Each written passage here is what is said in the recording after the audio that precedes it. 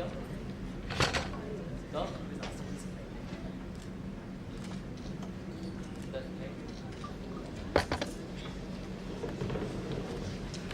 Thank you so much, everyone. You all can sit down.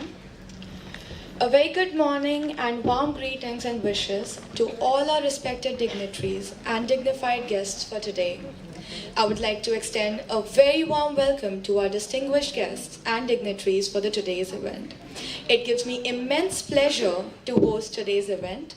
I am Jahanvi Channa from Sailee International School, India. It feels extremely glad to be a part of this and stand in front of you today. Ladies and gentlemen, welcome to the International Conference of Quality Education. Today, we gather to exchange ideas, foster collaboration, and explore innovative solutions. Let the next 2 days be filled with insightful discussions and meaningful connections. As we gather here today, I am reminded of the profound symbolism that the light holds in our lives. Today, we come together to illuminate not just the physical spaces, but the essence of shared moments, knowledge, and unity. In the simplicity of the lamp lighting ceremony, we find a powerful metaphor for the illumination of minds and dispelling of the darkness. In the ceremony, let us celebrate the power of light, recognizing that even in the smallest flicker, there resides the potential to brighten the world. Together, let us be the bearers of this light, spreading its warmth and brilliance far and wide. I'd request all the guests on the dais to kindly come forward for the lamp lighting ceremony.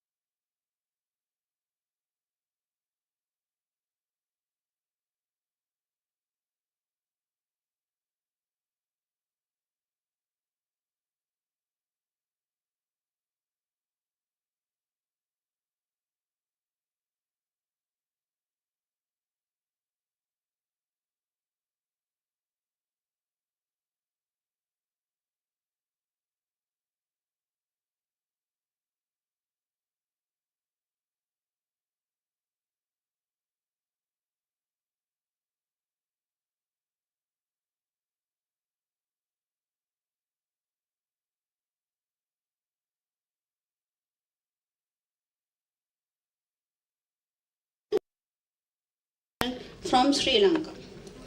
I would like to call Mrs. Masarat Zahur Ma'am, the Managing Director of Milestone International School.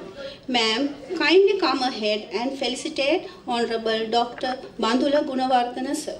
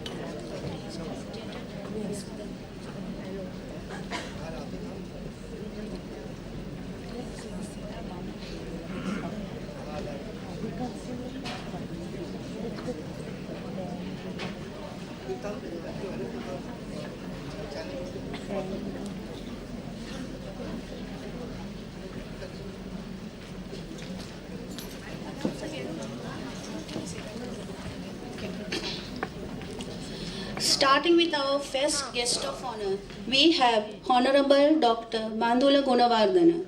He is the Minister of Transport and Highways and Minister of Mass Media. He is also former Minister of Education and Higher Education from Sri Lanka. I would like to call Mrs. Masarat Zahur Ma'am, the Managing Director of Milestone International School. Ma'am, kindly come ahead and felicitate Honorable Dr. Bandula Gunawardana sir.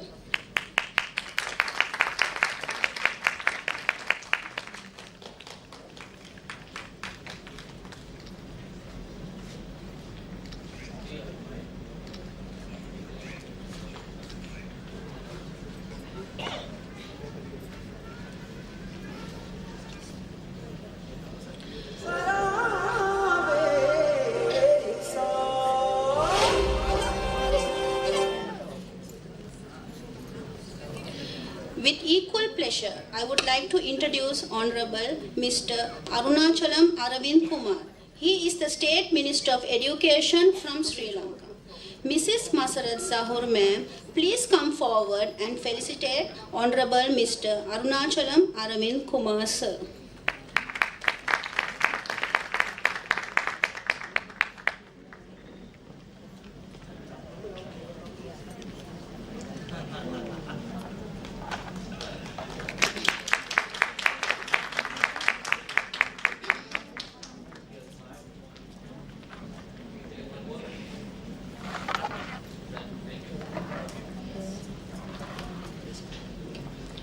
Moving ahead, I would like to introduce Mrs. Indra Aravind Kumar. I would like to call Mrs. Masarat Zahur Ma'am to felicitate her.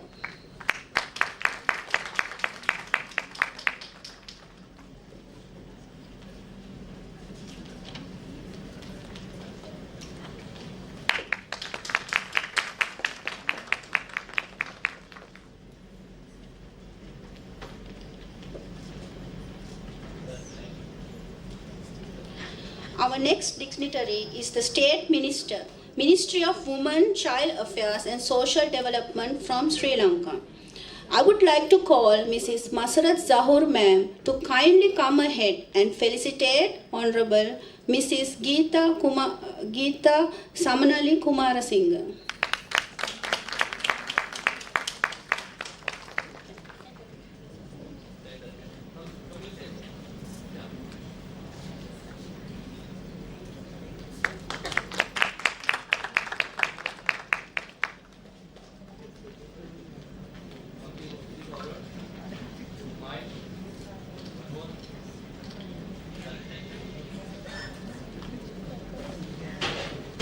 Now, it is my distinct honor to introduce you all to Dr. Ashirvad Lokhande sir.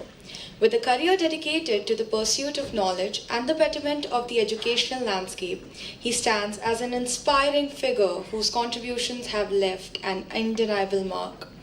Dr. Mr. Ashirvad Lokhande is the president of Priyadarshini Shaikshanik and Samajik Vikas Mandal and the president of Ashirvad Education Trust. Along with that, he is the principal of Sailee Junior College of Commerce, with which he is the principal of MJ College of Science and principal of Harchand Lokhande Madhyamik Vidya Bhavan. I would like to call Mrs. Shabnam Ma'am, the principal of Milestone International School, to kindly come ahead and felicitate him.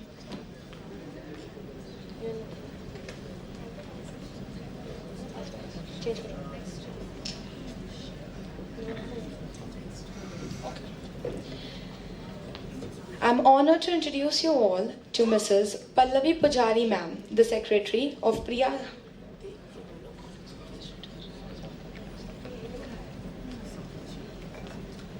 I'm honored to introduce you all to Mrs. Pallavi Pujari Ma'am, the Secretary of Priyadarshini Shaikshanik and Samajik Vikas Mandal. Dedicated to facilitating the smooth administrative operations and fostering effective communication within our esteemed institution, with a commitment to excellence of our organization. I would like to call Mrs. Masud Zahoor Ma'am to kindly come ahead and felicitate her.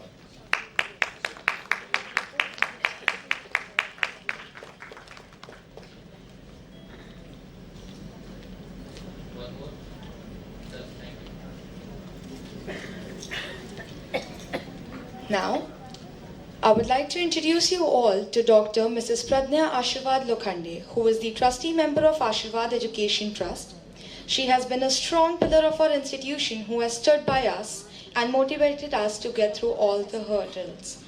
She has the experience of more than 25 years in the field of education. She is also the founder of Kritandeya Foundation from 2019, where they work for the betterment of environment and education and skill development of the youth. I would like to call Mrs. Shabnam Ma'am to kindly come ahead and felicitate her.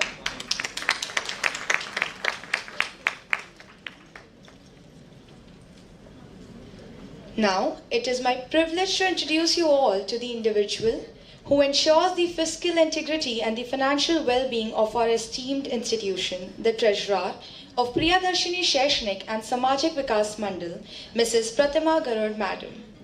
Her commitment has not only safeguarded our institution's economic foundation, but has also played a crucial role in facilitating the initiatives that enrich the educational experience for all. I would again like to call Mrs. Shabnam Ma'am ahead to kindly felicitate her.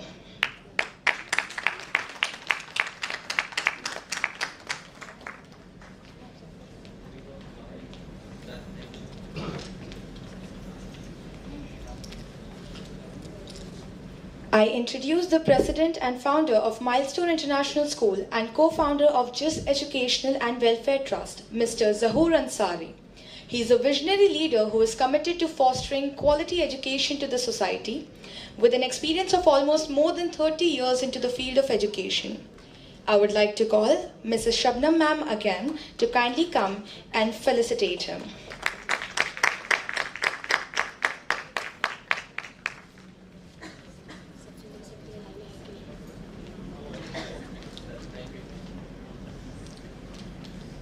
Now, I would like to introduce you all to the lady who gave us the wings to fly this high and stood behind us.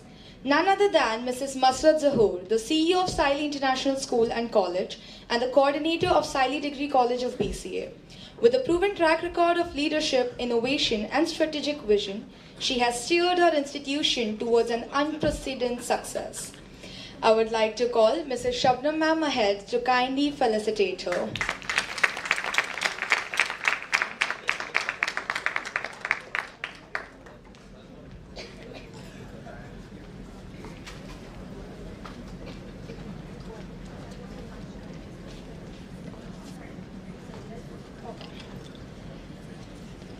I'd also like to acknowledge the presence of the Vice Principal of Sailee Degree College, Mr. Sachendra Singh. We are honored to have him in between of us here today. I'd like to call Mrs. Shabnam Ma'am to kindly come ahead and facilitate.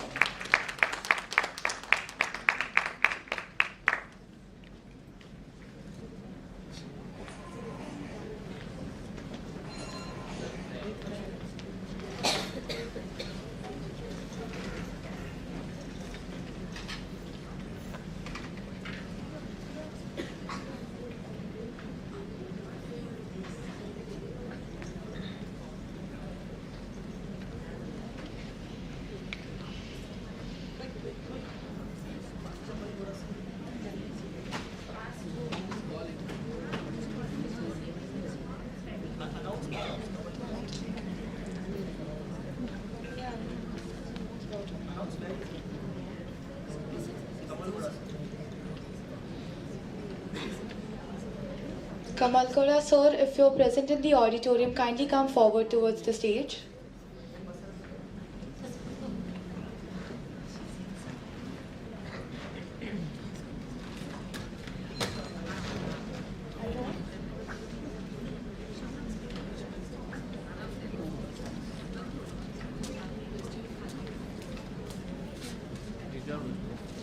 Photography काढायला लागेल मला खाली वरतून नाही ना.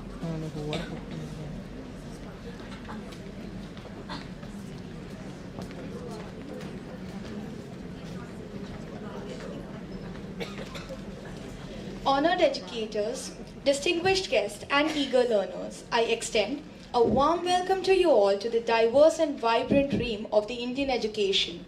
In this land, where knowledge has been revered since the ancient times, we celebrate the pursuit of learning as a cornerstone of our identity.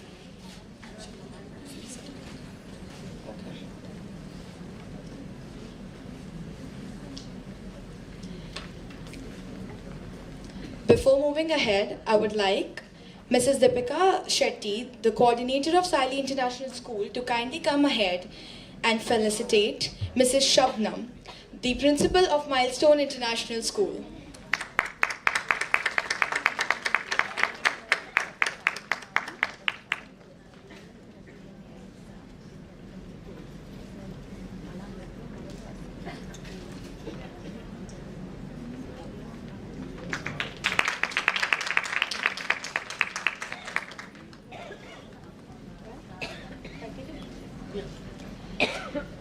India's educational tapestry is woven with the threads of curiosity, wisdom, and innovation. From the ancient seats of learning like Nalanda to the modern institutes that dot our landscape, India's commitment to the education has endured through ages. Together, let us embark on a journey where the education becomes a powerful force for positive change, breaking barriers and creating a future where every child, regardless of the background, has the access to quality learning. I welcome you all to this conference of International Association for Quality Education, where each lesson learned is a step towards a brighter and a more enlightened tomorrow. The International Association for Quality Education is a non-profit-oriented international education association that was established in Sri Lanka and has branches in all the South Asian countries. It is working for the development of the quality of the education by sharing best practices, research findings, and the knowledge of the educators all over the world. The objective of the conference are to upgrade the quality of school education towards the 21st century skills and spiritual well-being of empowering the STEM education, employability, entrepreneurship, mindfulness, and greening education. In these 2 days of conference, the educators will share their best practices and research findings to the upgrade of the quality curriculum, teaching and learning methodologies, assessment and evaluation system, capacity building, the school environment and the school management leaderships to achieve certain objectives.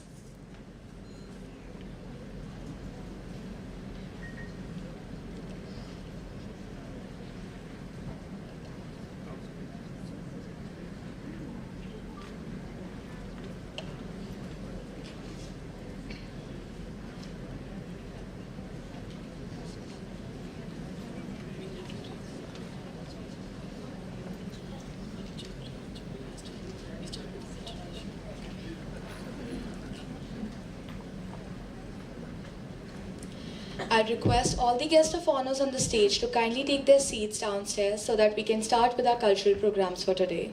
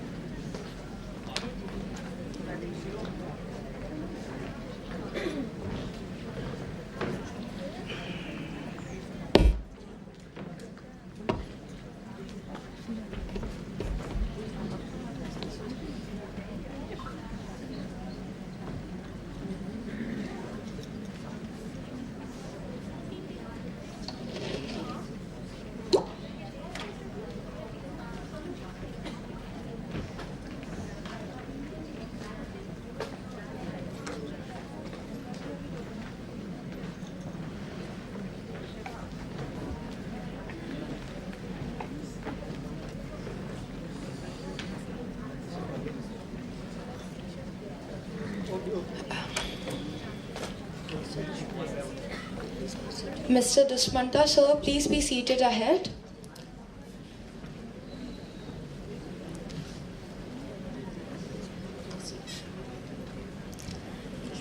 Dushmanta sir, please come forward and have your seat ahead.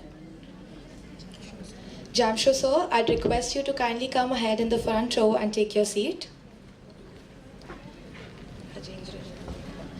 Mr. Rajendra Govindra, I would request you to kindly come ahead and take your seat.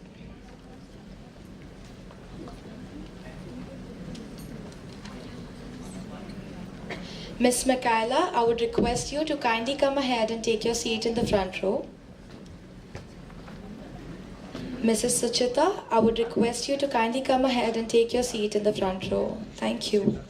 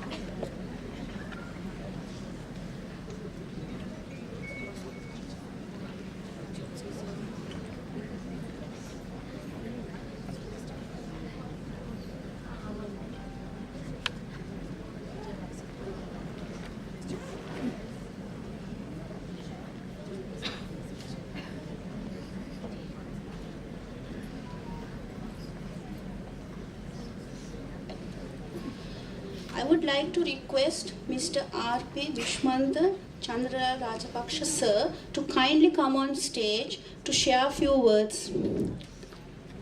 He is the Director, Department of Education from Western Province in Sri Lanka.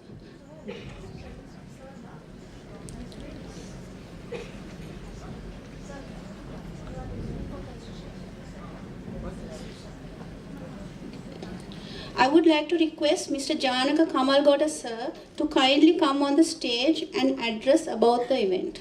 Sir, the stage is all yours.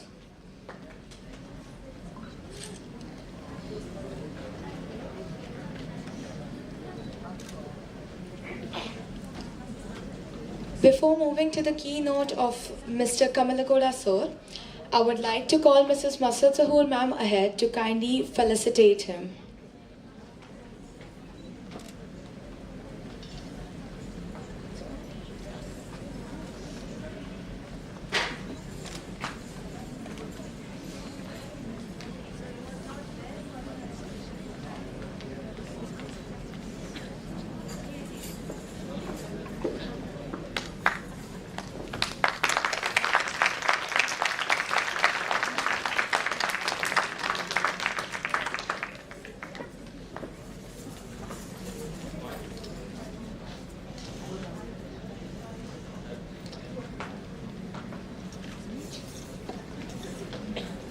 Now, I would like to request Mr. Janaka Kamalagoda sir to kindly come on the stage and address about the event with a few words.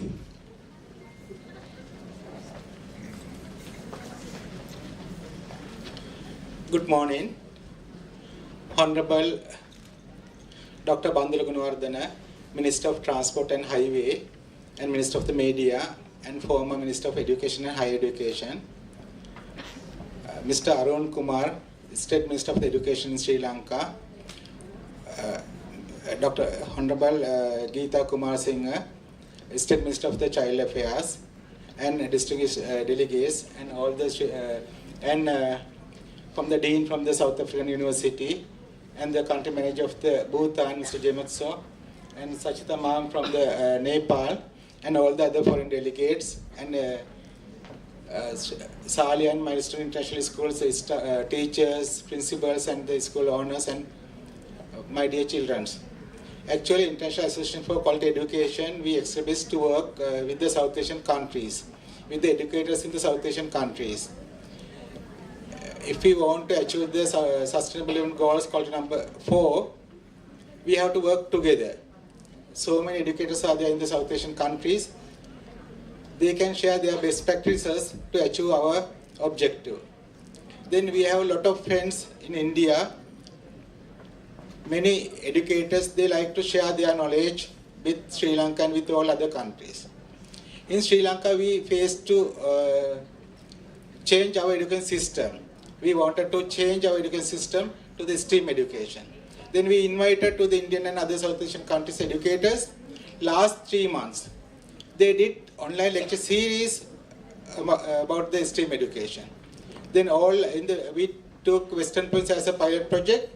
We trained STEAM education for all teachers in the Western Province. Then I think this is a good opportunity to the Western Province to change the education system to the STEAM education. Then I want to thanks for that, for the Indian educators and from the Kathmandu University, Ms. Sachita Ma'am and all other educators from the university. And I think this is a good opportunity, this is a good international platform to all of us to work together and to go forward as a team. Thank you very much.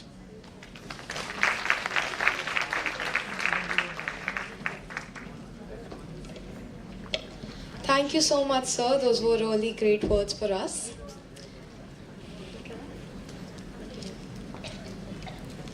Now, I'd like to call Miss Michaela Da Rocha Afonso Ventura for her paper presentation on the stage, please.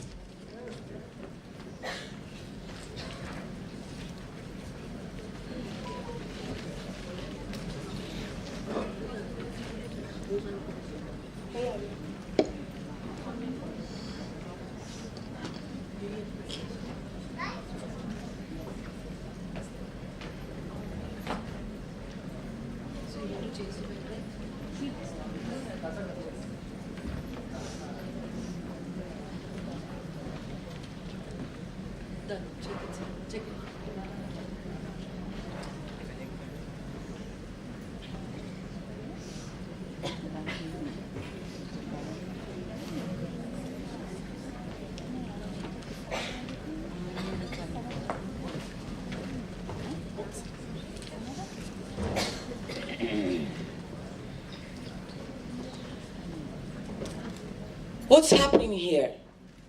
Why are you not sitting down? You should all be quiet and doing your worksheet. I don't want to hear a sound. Do it quickly.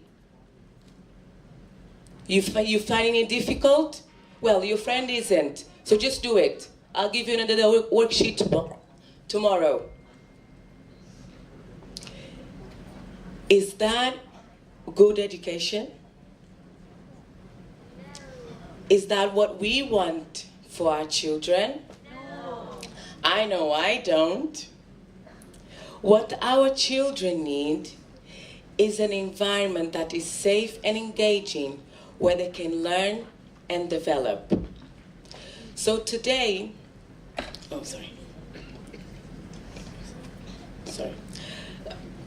early years is not just a phase. It's a window of opportunity where children's brain develops. And, and their minds is like a sponge where it absorbs knowledge, values, and skills that, that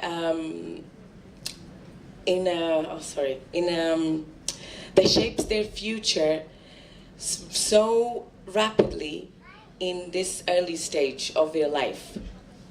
So I'm here today to emphasize the critical significance of early years by introducing to you in the moment planning, highlighting the integration with STEAM education.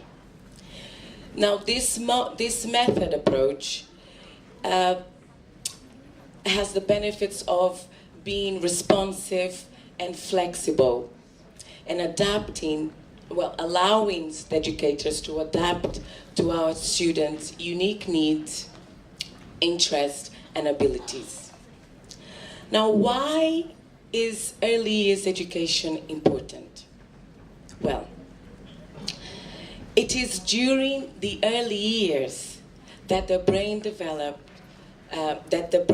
develops significantly and rapidly, including the formation of neural connections and synaptic pruning. Now, these processes enhance the brain's efficiency in processing information and new learning experiences. Therefore, the experiences that our children interact in the early ages are crucial in shaping their neural pathways. Now, according to Anna F. Grave, she's a well-known educator in the UK, she says that brain development is closely linked to engagement. She states that when children are engaged, the brains are more receptive to new information and new experiences. Now, if we think about when children are more engaged and focused, it is when they have the freedom to explore the environment and the materials around them. And this is the time where in the moment planning works best. Now, in the moment planning is when the adult observes the child accessing the learning environment, assesses, plans, and teaches in that very moment. So it's all about being responsive, flexible, and adaptable. Now, and during these moments, it is where you will see the true child. They will show to you, educators, parents, their true selves. And that is where you will be able to learn more about them, about their needs and their interests and their growing talents. Now, while this approach is nothing new, its integration with STEAM is transformative. Coming from Portugal, and had experience working and leading in Abu Dhabi, UK, and now in India, both parents and educators, I've noticed, both parents and educators, they tend to be responsive when it comes to behavior and safety. And it's understandable, safety is important. But as we look into this transformative integration of in-the-moment planning with STEAM education, we unlock a dynamic synergy that transcends traditional educational boundaries. This powerful fusion not only captures their sense of spontaneous engagement, but also introduces the STEAM subjects.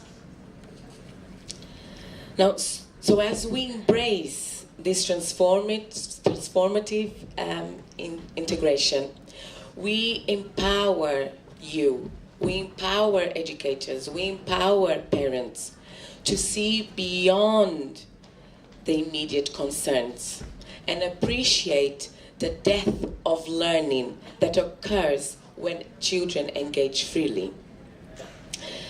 Again, this approach not only nurtures creativity and curiosity, but also cultivates the foundation for the development of the 21st century skills, which are vital for our young learners.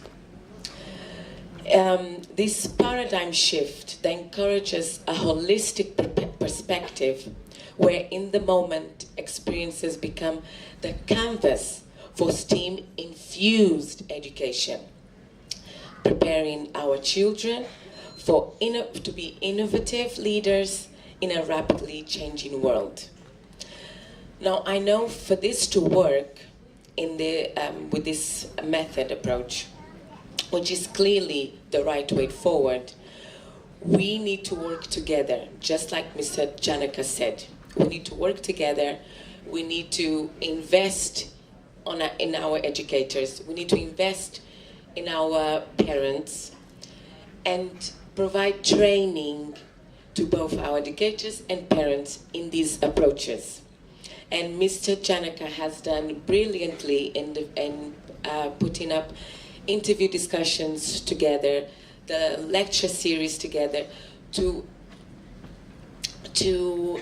put people from different countries together to learn and collaborate and learn from each other.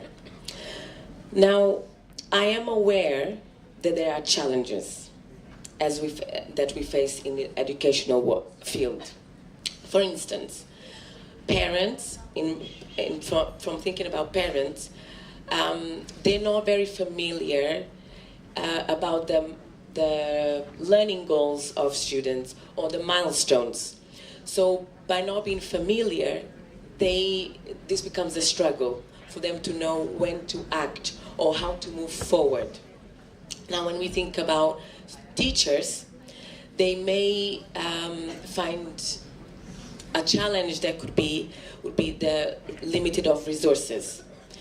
Because for us to help our children to be engaged and integrate STEAM education, we need specific and certain resources to enhance our learning environment. And there may be cases where this is a limitation. So again, it comes to us working together, collaborating, not just within our institution, but also with our community. Now, I would like us to do something together. I'll be asking some questions, and I will instruct you to do something based on this question. So the first question is, do you think you can influence people at home? If you do, stand up. If you think you can influence people at home, stand up. Okay. Very good. Okay. Don't be shy. Stand up. Stand up. Don't be shy. Okay. If you think you can influence people at work, stay standing or stand up. Okay? If you think you can influence people in your city, stay standing or stand up. Okay? If you think you can influence people in other cities within your country, stay standing or stand up. Okay, last one. If you think you can influence people outside of your country, stay standing or stand up. Okay. Please, let's connect later. So we can, yeah, let's connect later. Okay. Now, as you can see, we all have a limited spheres of influence. But what it matters is what we do with it. So as I end my talk today, I want you to ask yourself, what action will you take based on this talk moving forward? And what is the best you can do for your child, whether you are a parent or an educator? Thank you.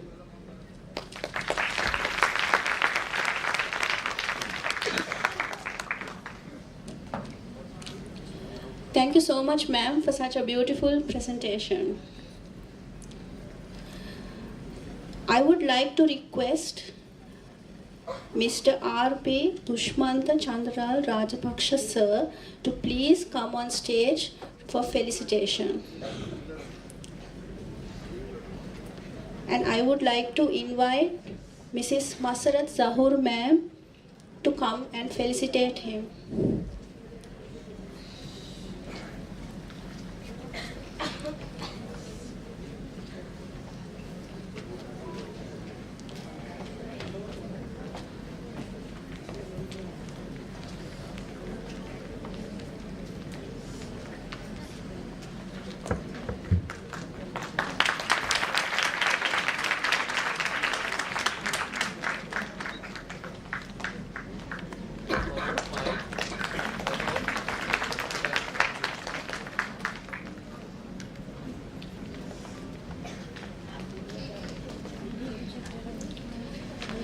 I would like to request Professor Rajendra Govender to kindly come on stage to shower his wishes for this event.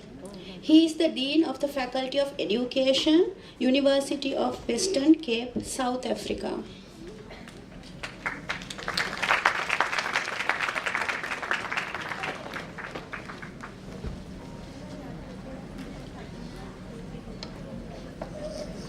Good day, colleagues and special guests. I am from South Africa, born in Durban, now living in Cape Town. But my great-grandfather is from Chennai, and my great-grandmother is from Andhra Pradesh. So I bring you greetings from South Africa. And I've been quite involved in education in the country. And I think the theme of the conference is something that is cutting across all spheres in education. And I think we're addressing a topic that is current, and I think we can make a great contribution to STEAM education, now with the arts being drawn into it as well.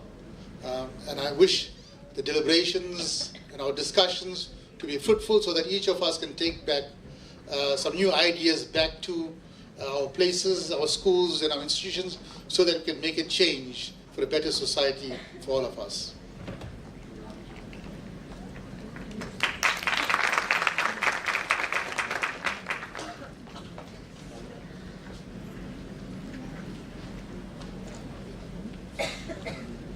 Thank you so much for the great words, sir. We'll move ahead with our cultural program for today. We will need 2 minutes for the preparation of that. Kindly hold on to it. Thank you.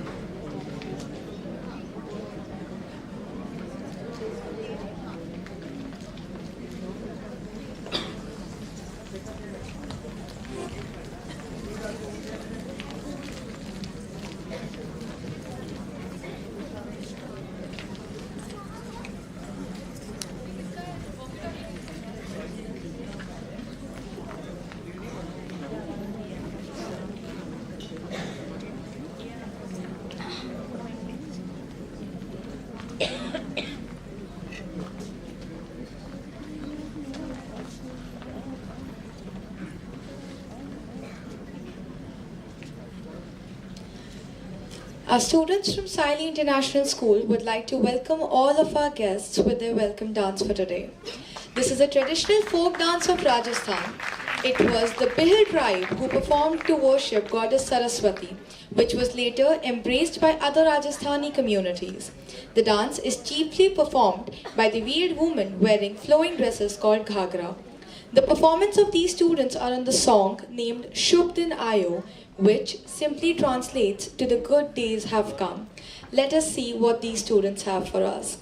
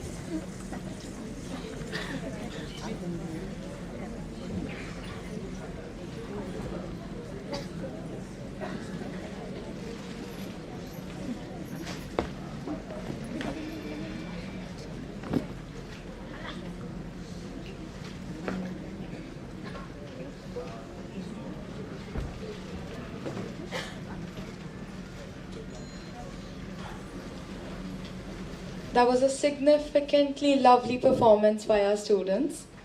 Before moving ahead to the next cultural performance, We would have another break for a minute for them to get prepared. Please hold on to it.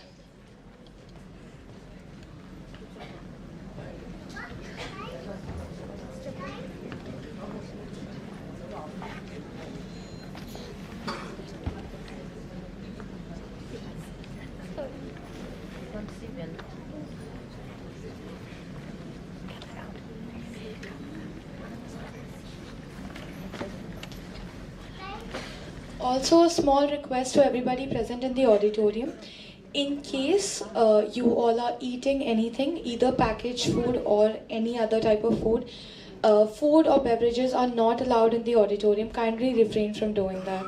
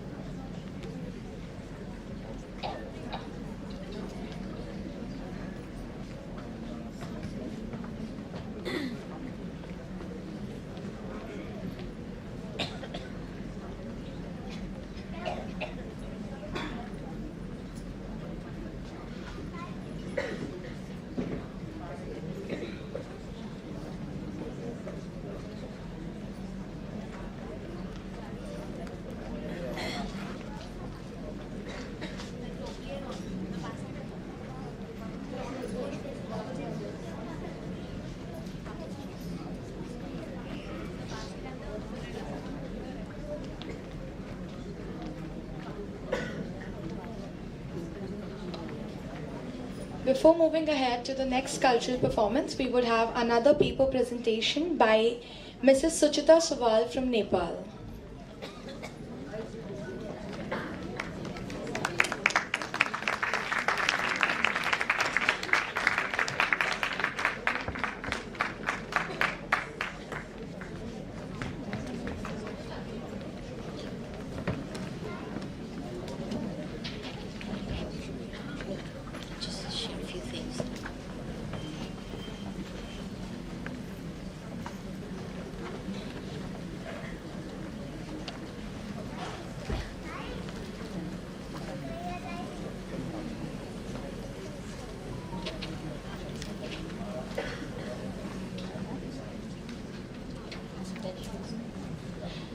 Okay, good morning. Good morning to everyone. It's a pleasure to be here and making, I won't say presentation, but I'll speak a little of my experience because I had been taking sessions to the Sri Lankan beautiful ladies. And so I'll share my experience on STEAM education, how I am involved and how I was involved in STEAM education. So my name is Sachita Sual from Kathmandu University, and I'm also a visiting faculty at Kathmandu University. And since she's mentioned about early educators, I'm not going to mention about early educators because I'm also working as ECD practitioner and ECD expert in Nepal. And I work in the government schools and mostly in the rural parts of Nepal rather than in the city. So now when we talk about STEAM education, Kathmandu University was is the first university who had introduced STEAM in Nepal, and I was the first student batch of STEAM education. At that moment, it was very difficult for us to, really understand and integrate STEAM in our education. But it's been now, they started in 2018, now it is 2024, and we had been trying our best to integrate STEAM education in our programs. And it is we are all happy because even the government of Nepal has recognized and realized, and they have developed a curriculum in STEAM education for grade 1 to 3. And now talking about STEAM education, why STEAM is so important? Because when we look around ourselves, we are integrating STEAM in our daily lives. It's only thing that we don't realize that we are having STEAM in our daily life, because we all know that STEAM stands for science, technology, engineering, arts, and math. So before, we used to know about STEM education, where Art A was missing. But after, I think most of you know that the history of STEAM, because in the United States, when they were having STEM education, STEM everywhere, and then they realized that something is missing in the education. Not only in the education, in other businesses also. And later on, when A was introduced, it was after having A in STEM education, things have changed a lot in the United States. So because people have been very creative, people have know how to have a different. For example, let's say if you are constructing a bridge. Now I can see in Kathmandu, because it's a city, and then there are lots of bridges being constructed, and then we can see lots of beautiful designs of the bridges. So we can always look around and see that how this art has changed, the concept of people in different kinds of fields. And similarly, we do the same thing in our schools. Giving them project works, and then even with the small children, it has become very easy for us, because since we have the curriculum in our the government has developed a curriculum, and for the teachers in the schools, it has become very easy for them to design their lessons with the STEAM rather than thinking about what to teach next. And the children also learn a lot, and then they enjoy it, because let's make our children in this 21st century, and we call it 21st century skill. Let's make our children become critical thinkers, creators, designers.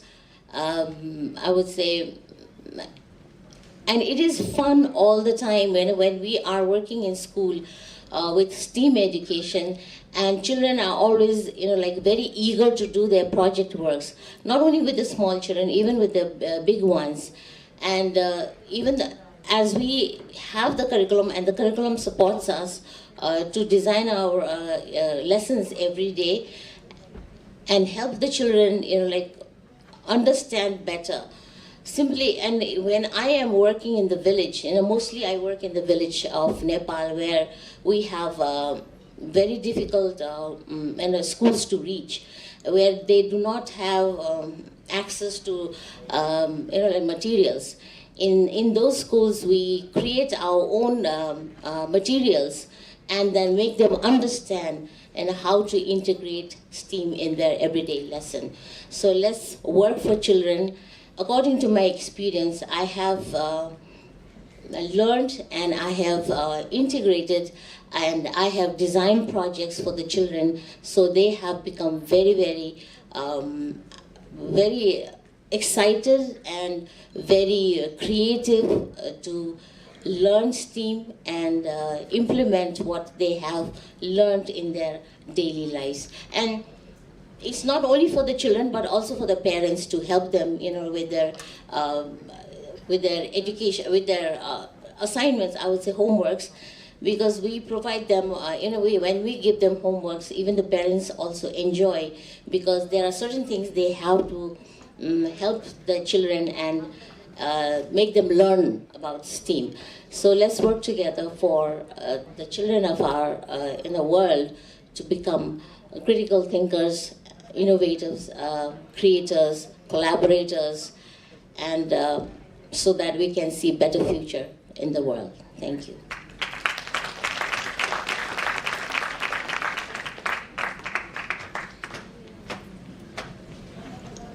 Thank you so much for the great information, ma'am. Moving ahead.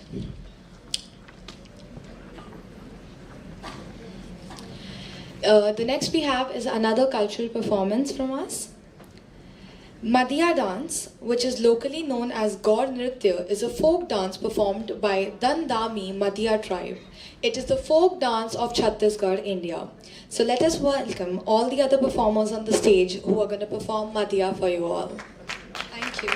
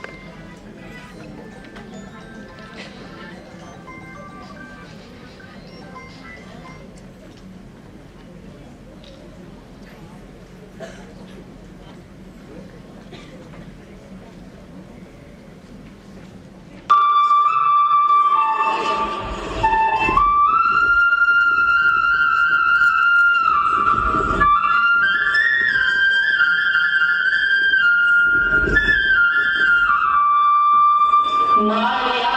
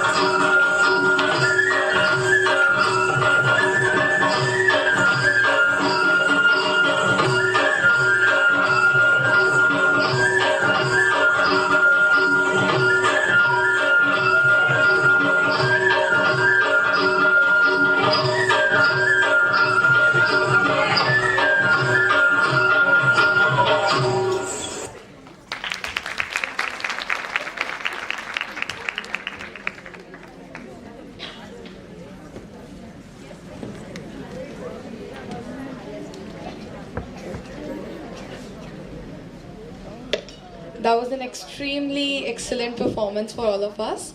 Before moving ahead with our cultural program, I would like to request Mr. Jamsho sir to kindly come on the stage and shower his wishes for this event and say a few words with us.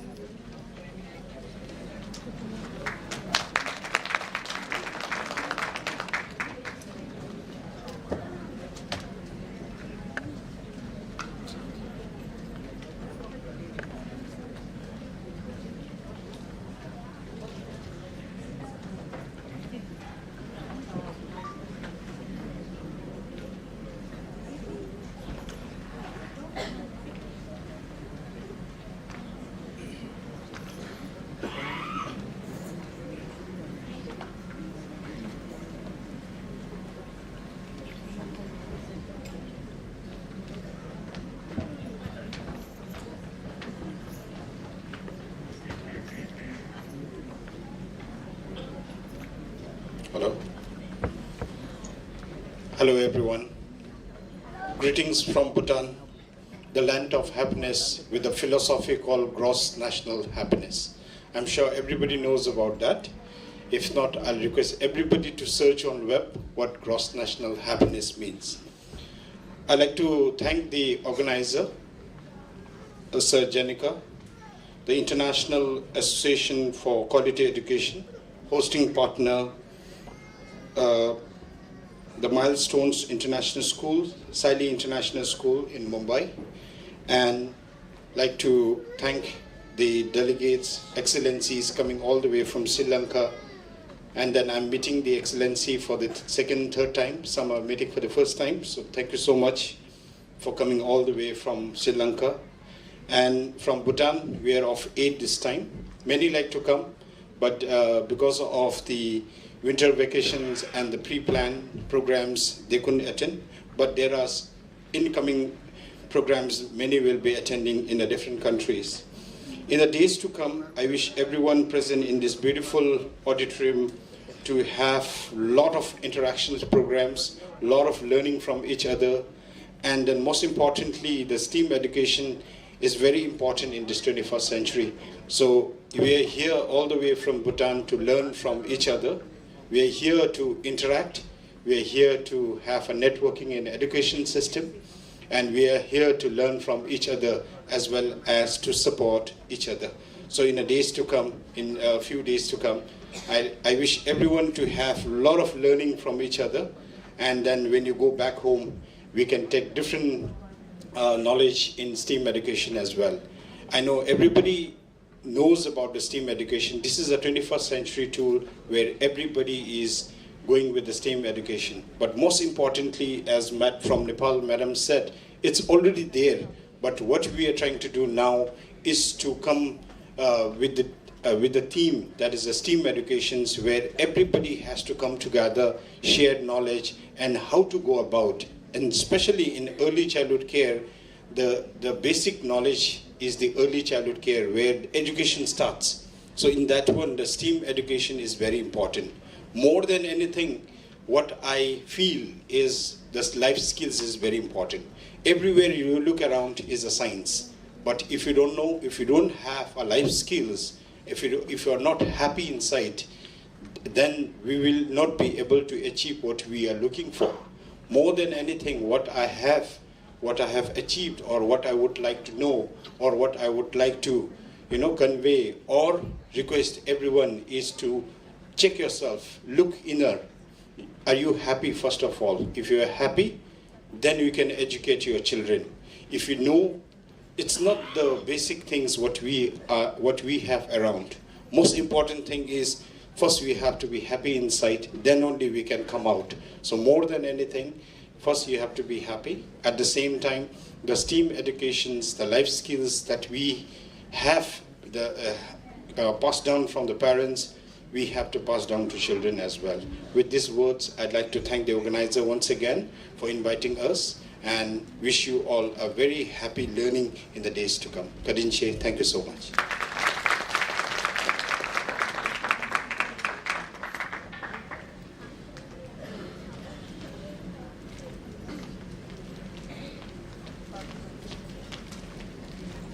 Thank you so much for the great words, sir.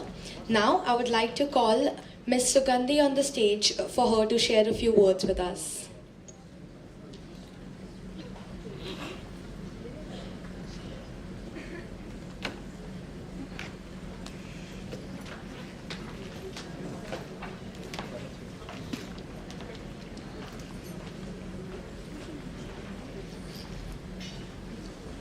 Good morning, everyone. So it's pleasure standing in front of all of you.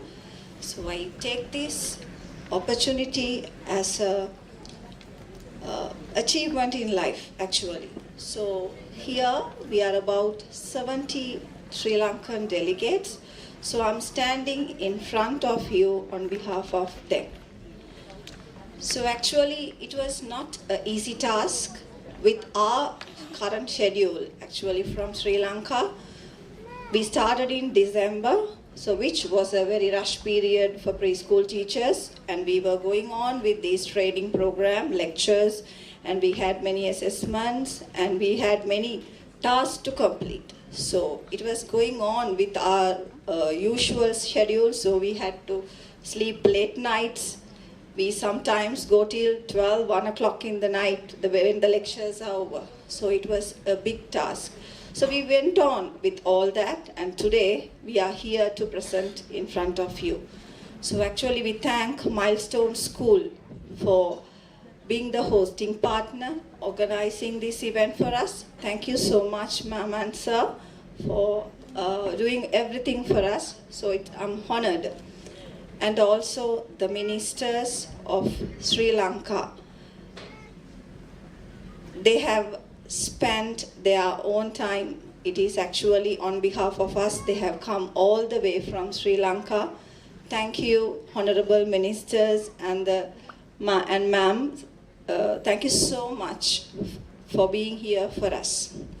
So, and also it's a great pleasure talking about Janaka, Mr. Janaka Kamalgoda sir, who is our director of this program. So actually so humble and a helpful person who is always being behind us, motivating us, also giving us very, very big task, which was not an easy thing for us to go on, but definitely we being leaders, we achieved it. So I proudly say that we are the best. What do you say? What do you all say? Yes! So we have made it today, so we are proud of it. Okay, so it was not an easy task. This word has a lot of meaning. Actually, to tell you, it's not easy for us to come out of the country. Most of us are the very first time. So actually being together, we actually did not know each other, but now we are being a team walking towards with some spirit. So thank you, sir, bringing us, motivating us, and now as a team, definitely as a very good leaders, we'll go on with this. So we had few bad experiences too, but we are the leaders of future generation. Always we bounce back. Whatever comes up, we are ready to face, and we'll definitely come over that. That is our quality.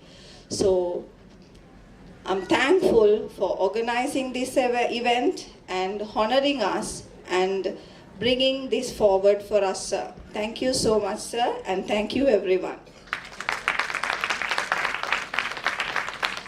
And also, I just wanted to make a special mention on something.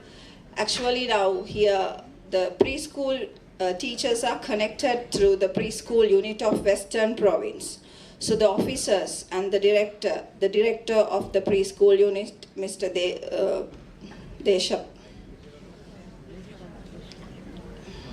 Dushmanta. Sorry, sir. Actually stuck with the name. The director of the Western Province Preschool Unit, Mr. Rajapaksha. Thank you so much, sir. Actually, the officers also with us, tolerating us, even though we grumbled a lot, tolerating us so long. Thank you for being for us, being behind, empowering us.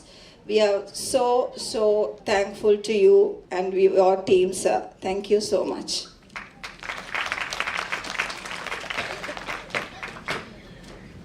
Thank you, Ms. Sugandhi, for speaking on behalf of us also.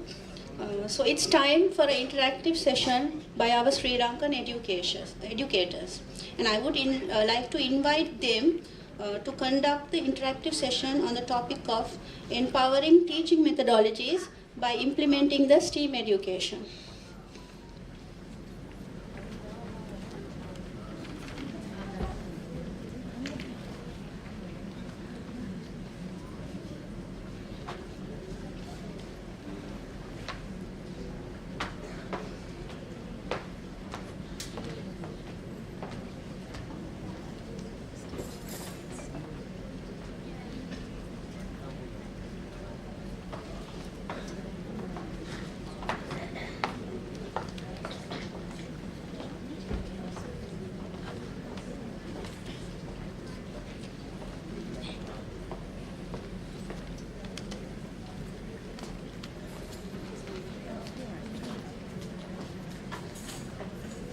Good morning, everyone. Namaste, India, and This is from Sri Lanka. Ayubowan! Yes, you always welcome saying Ayubowan, everyone.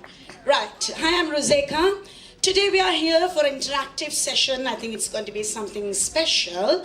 So let's take 3 long breaths and move on to our session. So let's inhale first. Inhale.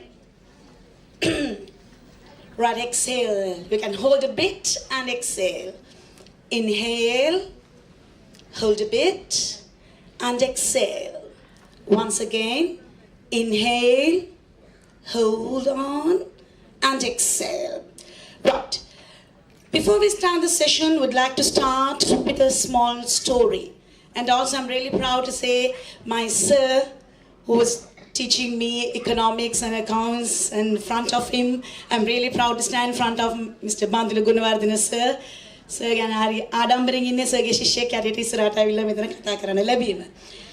it comes to social and emotional learning, we always focus on stress-free.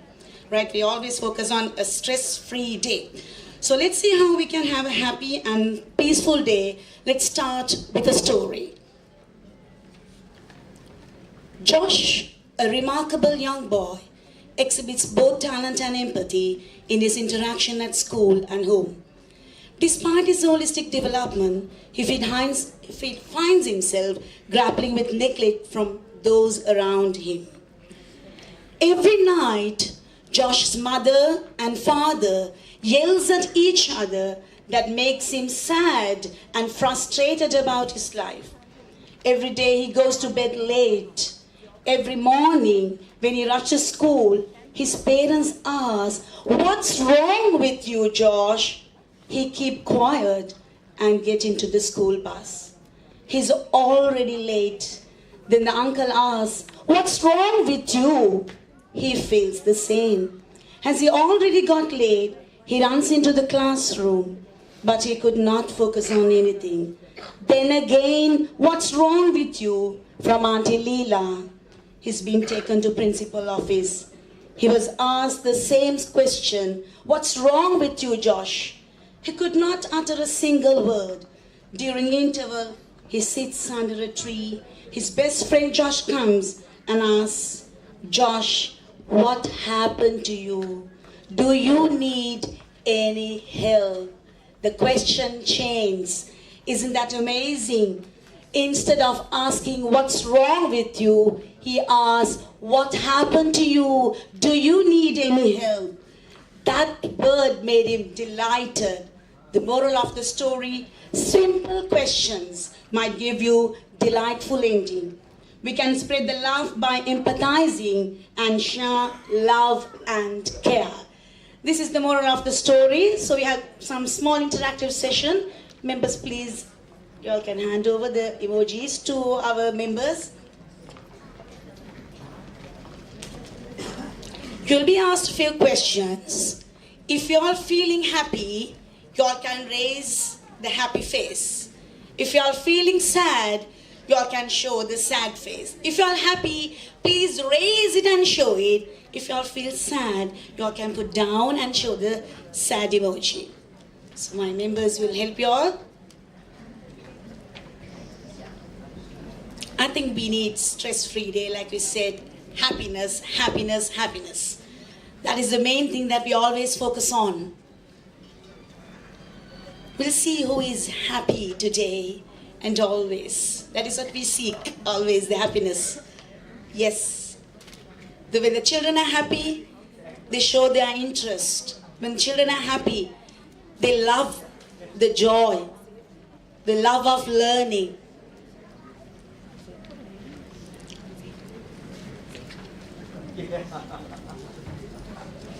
It's a very simple questions.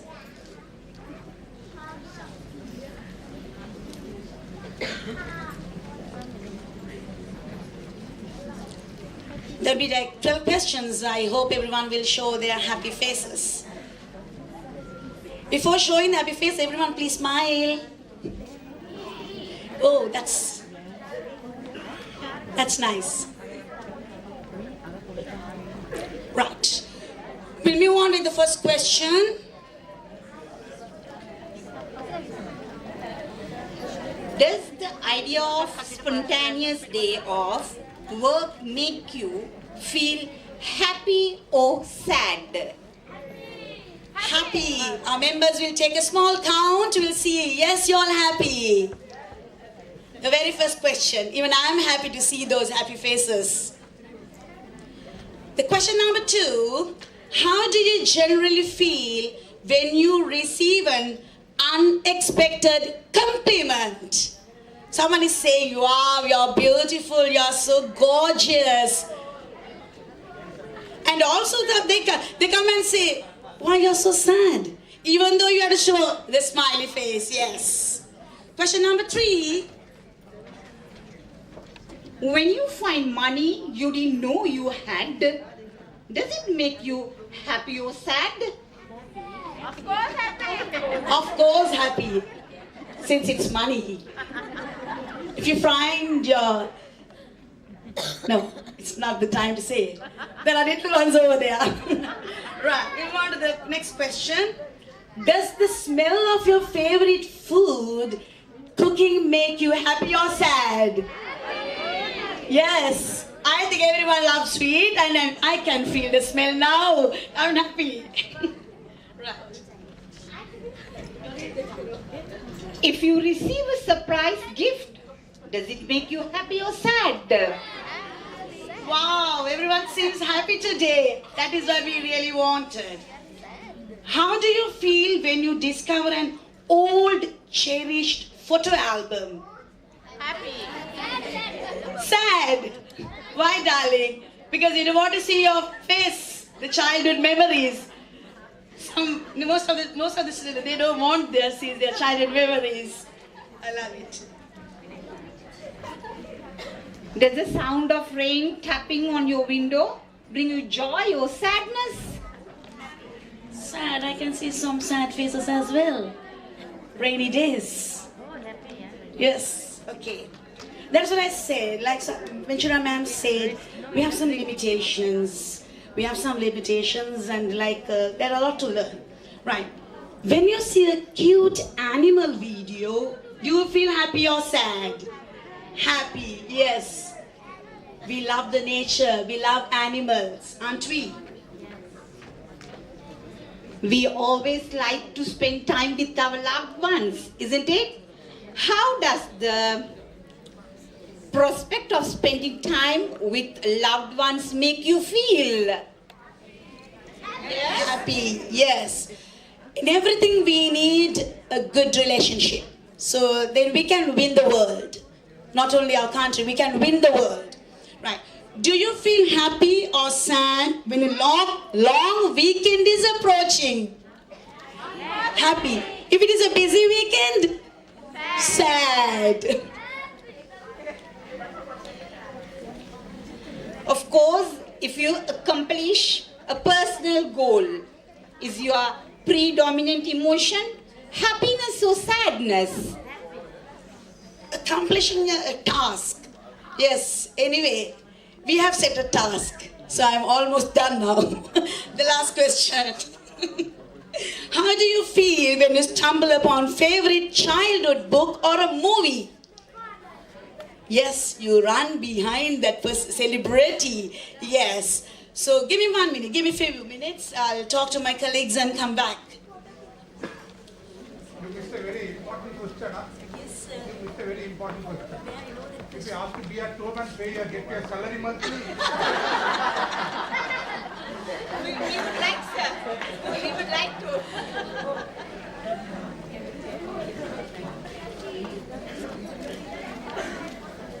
Right. Yeah, you're correct. An educator, we notice that many of you tend to focus on asking positive questions and uplifting questions, because we always say, because I saw a beautiful smiling faces over there. That is what we need. I would have had most questions regarding sad, but when I was adding all these, I felt no, I have to ask the questions that make you, uplift you, the happiness. So it's wonderful to recognize that even a small gesture like smile, a kind word can bring immense joy, end of the day joy. Let us unite our efforts to foster a world filled with love and kindness by extending these simply yet impactful gesture those around us. I hope, are you all happy with the presentation? Yes. Thank you so much, guys. Thank you. Have a nice day.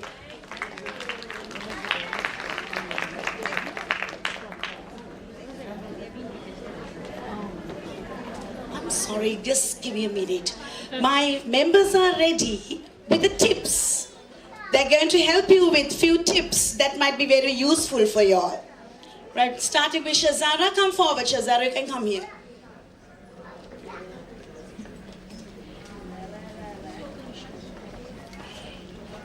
Engage in mindfulness practice like meditation or deep breathing to stay present and reduce stress. Rehan.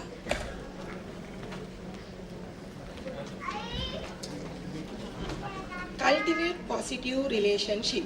Surround yourself with supportive and positive people who uplift and inspire you. Akela.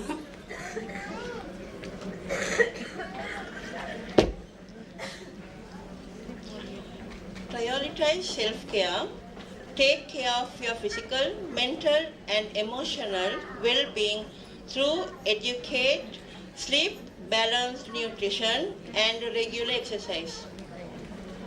Yes, sir.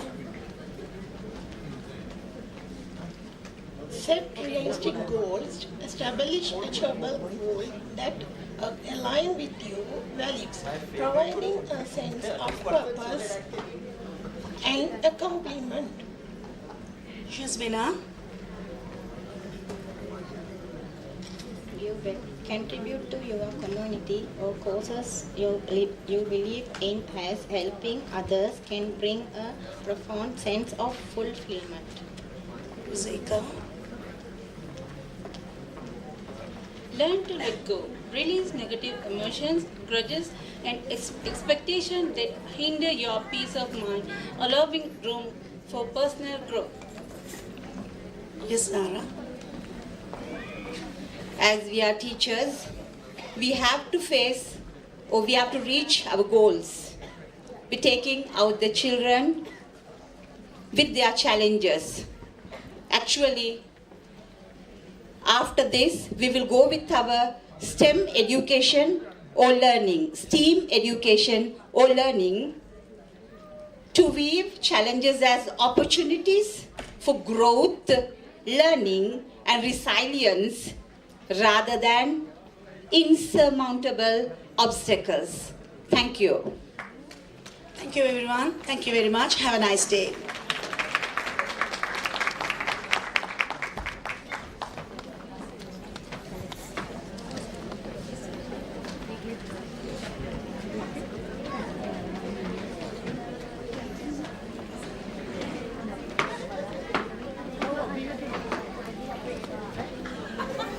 Thank you, Ms. Ruzeka's team, for this performance.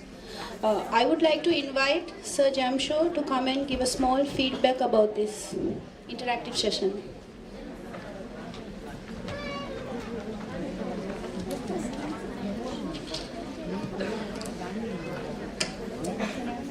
Hello, everyone. Which one should I show this? Which one should I show? This one? This one?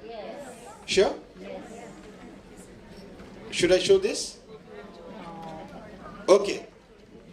Thank you, presenters. Thank you so much. It's a wonderful, where what I can suggest or comment is you have done a wonderful job.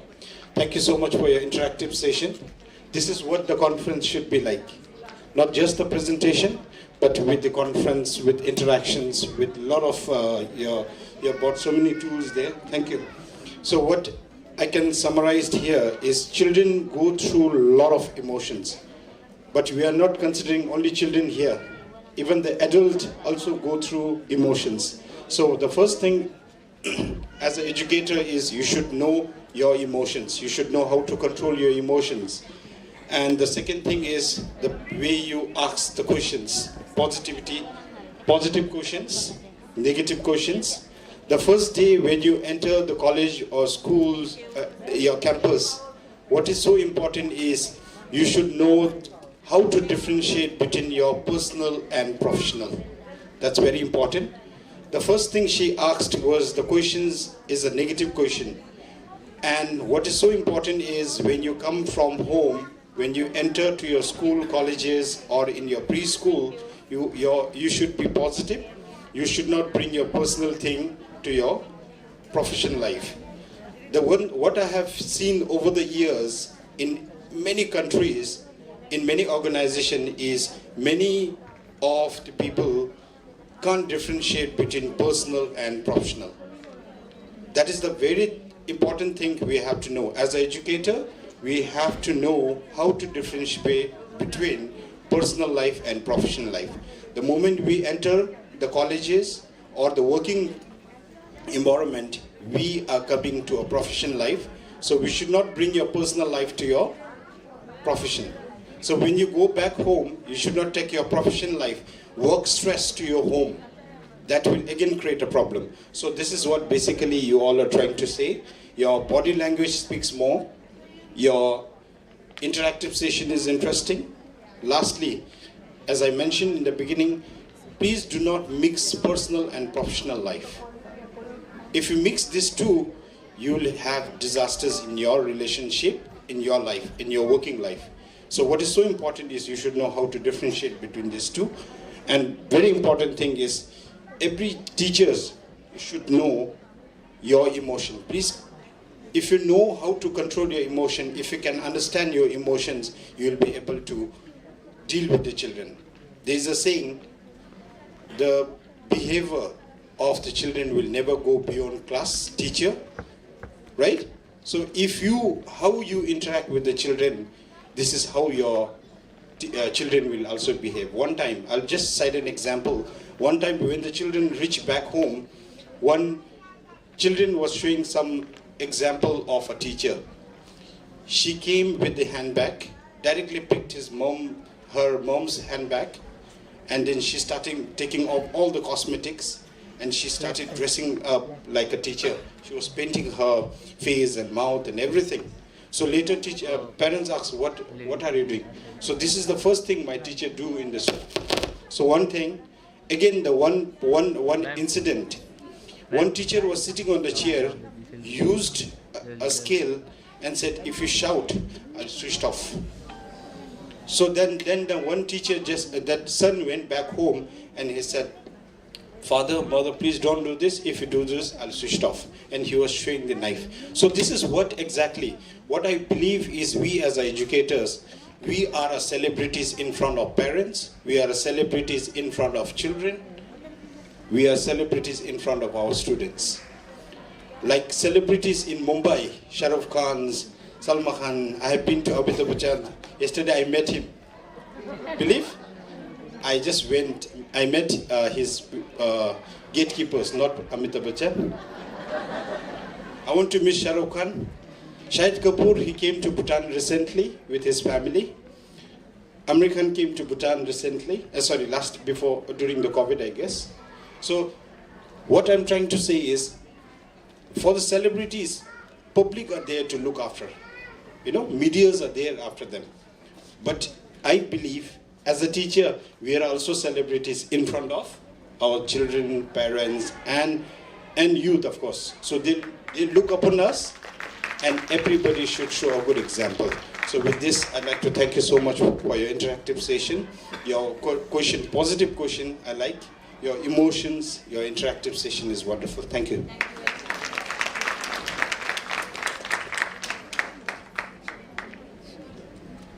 I forgot to show this. And with this, thank you. Thank you so much for your valuable opinion, sir. Now, the next performance we have is another cultural performance. To let you all know of the enriched culture of Sri Lanka, we have a Pujo dance by them.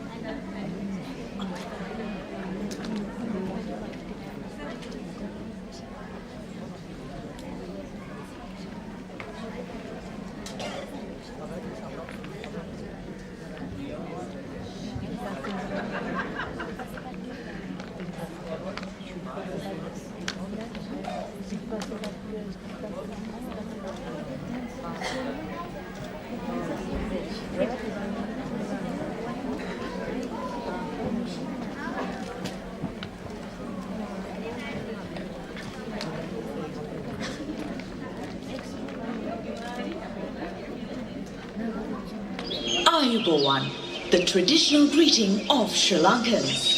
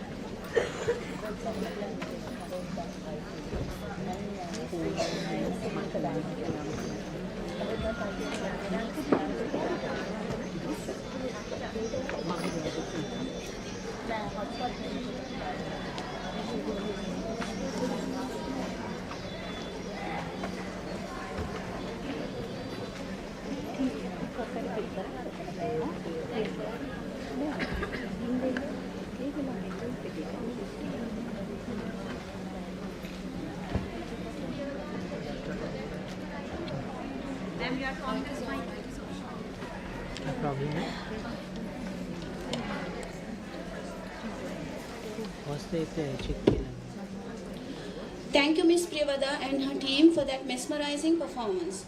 Now it's time for another interactive session. Capacity building is one of the main tools of the teaching and learning process. Let us now witness how the Sri Lankan educators are going to do justice to their role.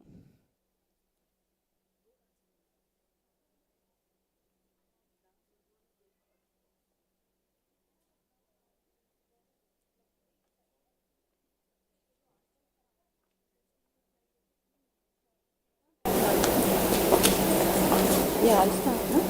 Yeah, you're the team, no? Yes, yes.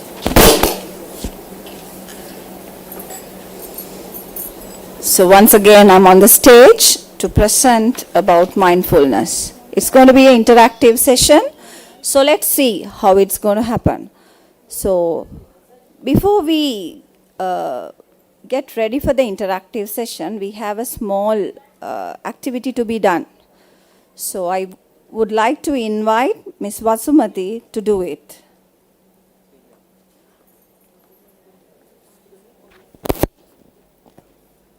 Ayubowan, Namo Buddhaya. Now we are connect with your breathing. Shall we start?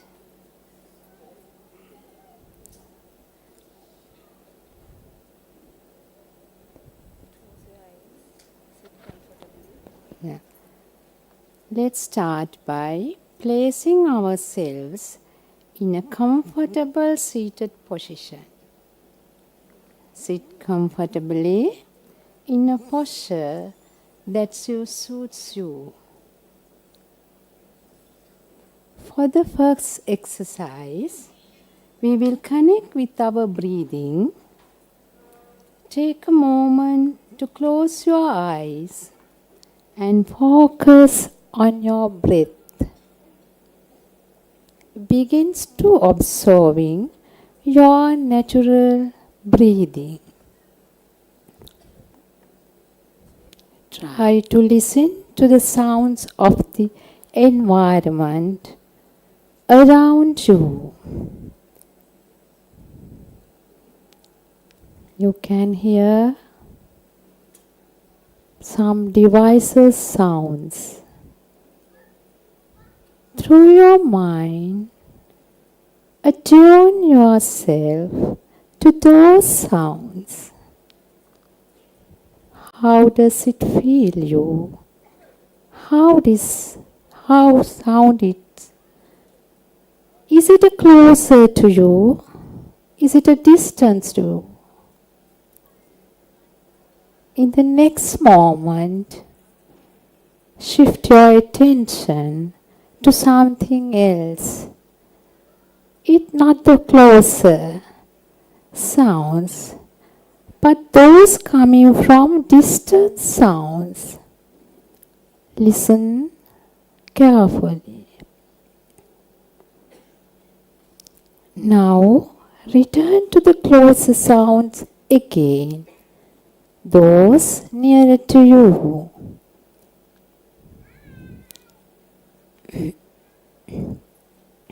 Next, look at your body through your mind.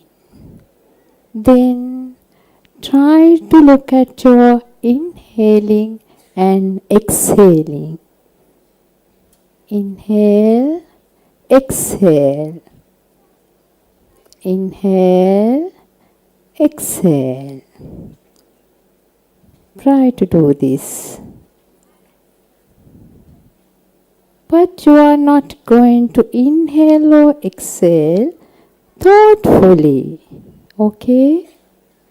Just look at your inhaling and exhaling. Inhale, exhale.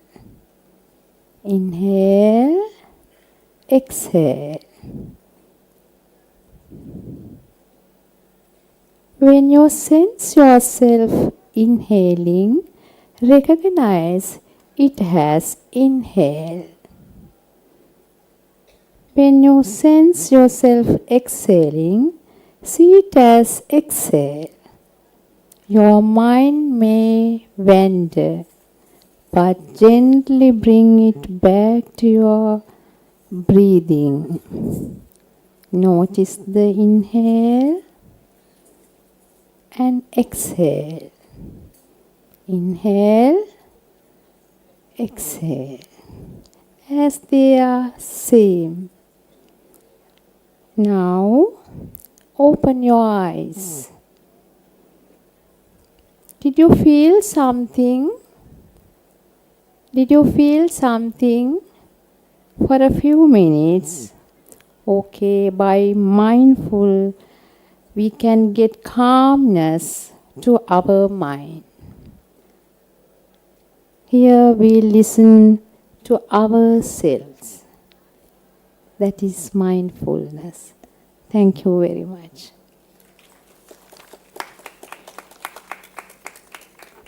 Thank you, Mrs. Vasumati. So, how do you all feel now?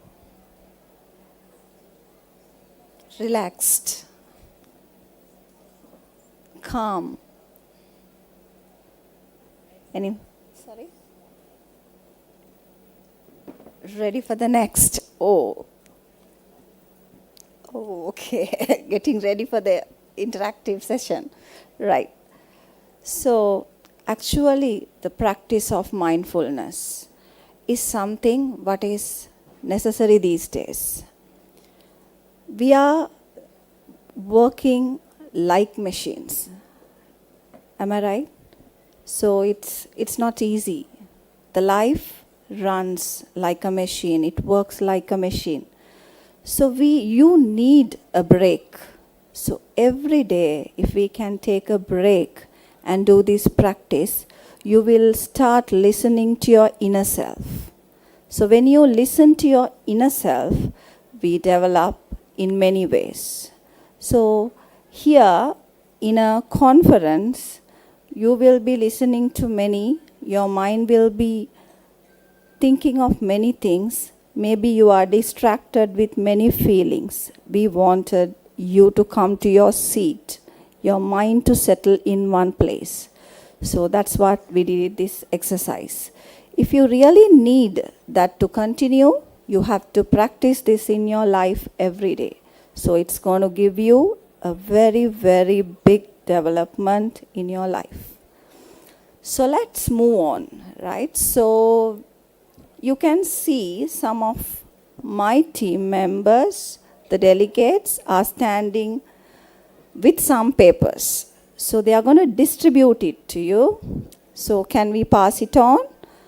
So when you have something on it, just go through and do the needful. I'll just give you a minute. Let's start.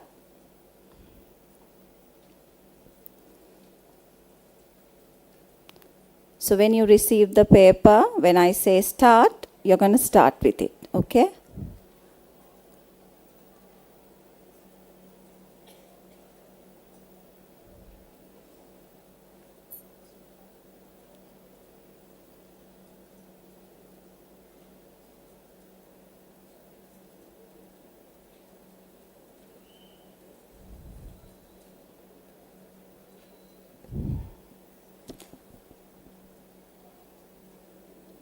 Right, done.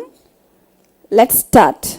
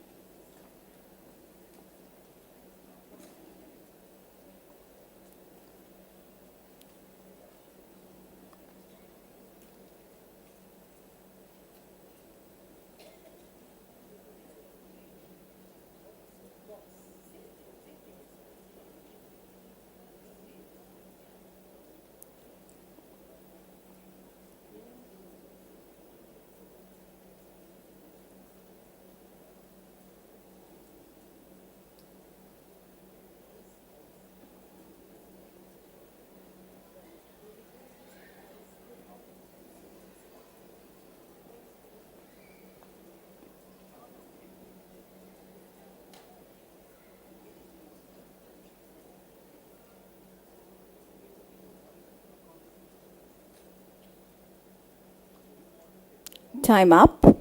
Can we collect the papers back?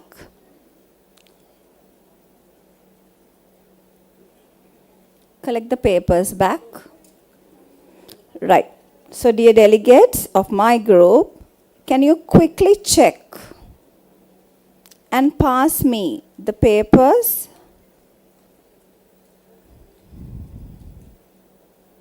Ms. Sangeeta, can you help on this?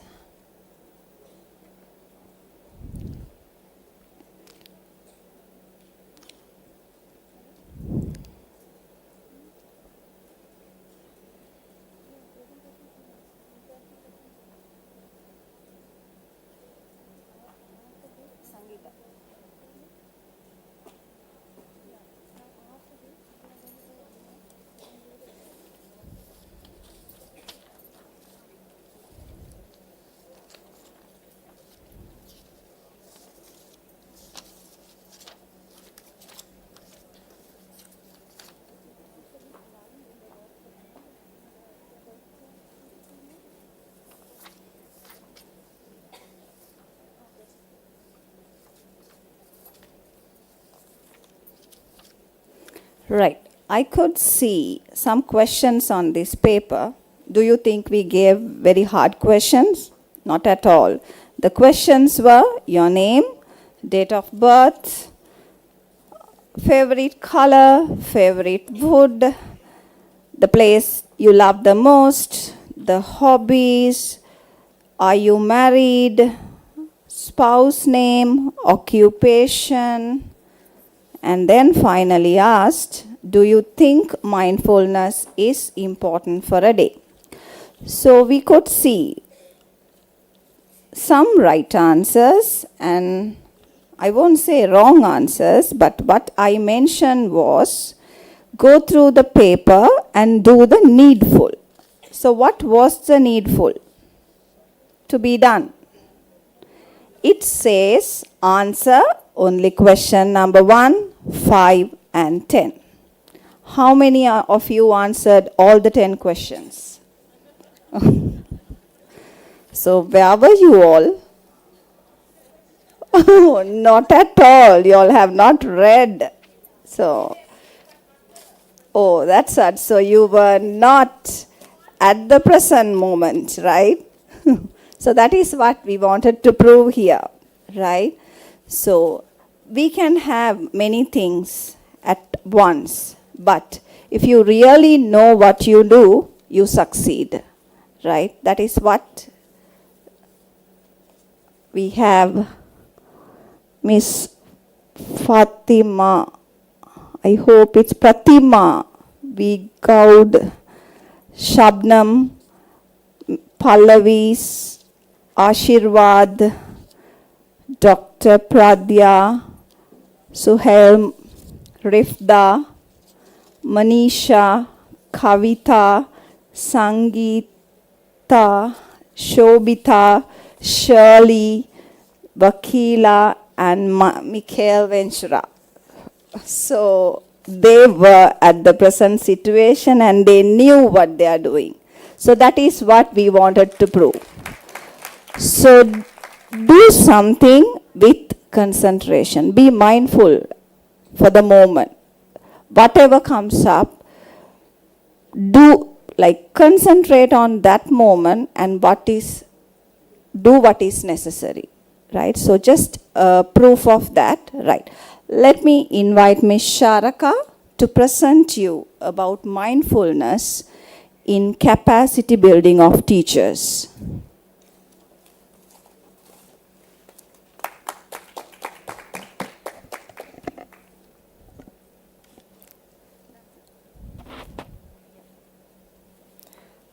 Good afternoon, everyone. So as Ms. Sugandhi explained, I would like to talk a little bit on mindfulness. So as per the formal definition, mindfulness is it's a mental state of being conscious of something or focusing one's awareness on the present moment. So as she explained, yes, we go through a lot. We go through a lot of challenges, lot of circumstances, lot of issues, lot of problems. So there's a requirement, there's a big requirement and there's dire need for us to maintain mindfulness. So sometimes it's about calmly acknowledging a situation, going ahead with the challenge, going ahead with the problematic situation in a calm mind. So next I would like to explain the usefulness of mindfulness for us as early childhood educators. So as given on the screen, I would like to point out number 1, emotional regulation. What is emotional regulation?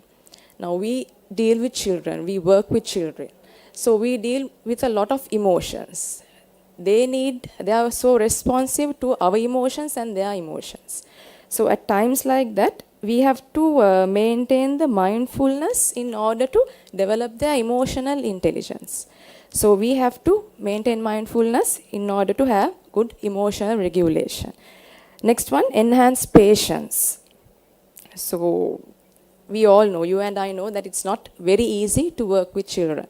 So we go through a lot of problematic situations, we do a lot of activities with children. So at times like that, we have to maintain patience. So that is the That is point number 1 that I would like to bring out. Sorry, point number 2 that I would like to bring out. Next is improved focus and attention. Right? We have to have a clear mind in order to create something, in order to design something new, in order to have the unique thinking pattern. We have to have focus and attention. So in order to have focus and attention, we have to have mindfulness. In order to have focus and attention, we have to have a mindful thinking setup. And point number 4, modeling mindful behavior. So yes, we are celebrities in front of children. So as celebrities, we have to make sure that we are going to become role models for them. So in order to demonstrate mindful behavior, we have to think of mindfulness and work accordingly. So in order to model mindful behavior, yes, we have to maintain mindfulness. Next one is creating a calm environment. So through mindfulness, so as we practiced earlier, yes, we can bring in mindfulness in the environment. So when we do meditation, when we are mindful, our minds are very clear, so we can create a good, calm environment in order to indirectly prepare our minds for the next task. Next, point number 6, responsive teaching. So we have to be responsive, right? We have to follow progressive teaching methods in the classroom. So in order to do this, we have to have mindfulness, because we always have to be aware, be responsive to other person's feelings and emotions. Point number 7, building stronger relationships. So in the preschool setup, we deal with children, but not only children. We have to work with colleagues, with other teachers, our supervisors. So in order to build up a stronger relationship, we have to have mindfulness. Stress management, right? Stress management is something that we all should master. So in order to maintain the stress, we have to maintain mindfulness, because stress is something that we cannot take off from our day-to-day lives. So in order to bring in the management of stress, in order to bring in good management of stress, yes, we have to be mindful. Encouraging positive behaviors. So positivity is what we should have in our day-to-day lives. Positivity is something that we have to bring in, because our minds, we eventually try to get into negative thoughts, negative feelings. So in order to overcome this situation, we have to bring in positivity. So when we are mindful, we always have to think positively. Lastly, encouraging. So yes, that is the importance of mindfulness for the preschool teachers, because we deal with children. We do a lot of activities. We have to maintain mindfulness in order to bring in positivity, in order to bring in stress management, and in order to maintain the day-to-day activities. So I would like to invite Ms. Suganti to conclude the session for today. Thank you, Ms. Sharaka. So actually, I feel that you would have got an idea about this mindfulness in capacity building of teachers. So now we understand that teachers have a very huge responsibility towards the society. It's not like other jobs. It is the only job where you get satisfaction. So to get this satisfaction, we have to work really hard. It is about 24/7, not about 5 hours, 6 hours. We have to work out throughout the day to present ourselves for the day. So when we prepare all these things, only we can achieve a target of maybe 1 hour or 2 hours. So it's really tough for a teacher managing her personal stuff and managing her profession is really tough when it comes to a teacher. So, but most of us are doing it. That is because we have some kind of practice in life. Now I could see the faces who are here. We had many emotions in the morning, last night, early morning yesterday. We had different emotions, definitely. But today we are back with a smile, in a lovely, pleasant face, in front of everybody because we were able to control our emotions in the right way. So for us to have this in our life and to go forward in our profession, it's important that we practice mindfulness. It will become easy if you practice mindfulness. Thank you so much. And also I invite my team members to come on the stage.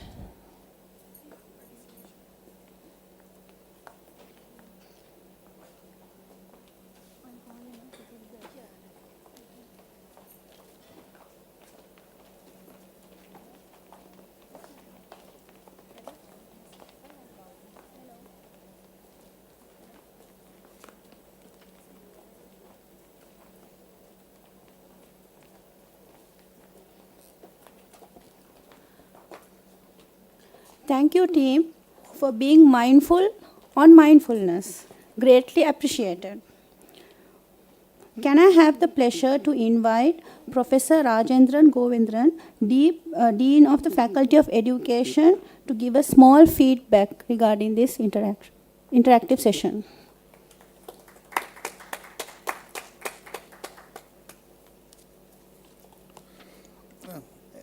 Having been a teacher, and for some years, I know what it is to be a teacher. And I think our leaders of the various departments of education, I think you have to take into cognizance that we must be mindful of the well-being of our teachers and our teacher educators for the simple reason they are the custodians of ensuring the development of our learners to become good citizens in the future. And our learners are in their hands. Important, we must be mindful of all the activities that have been presented in this morning. And I want to draw on the very first activity about the story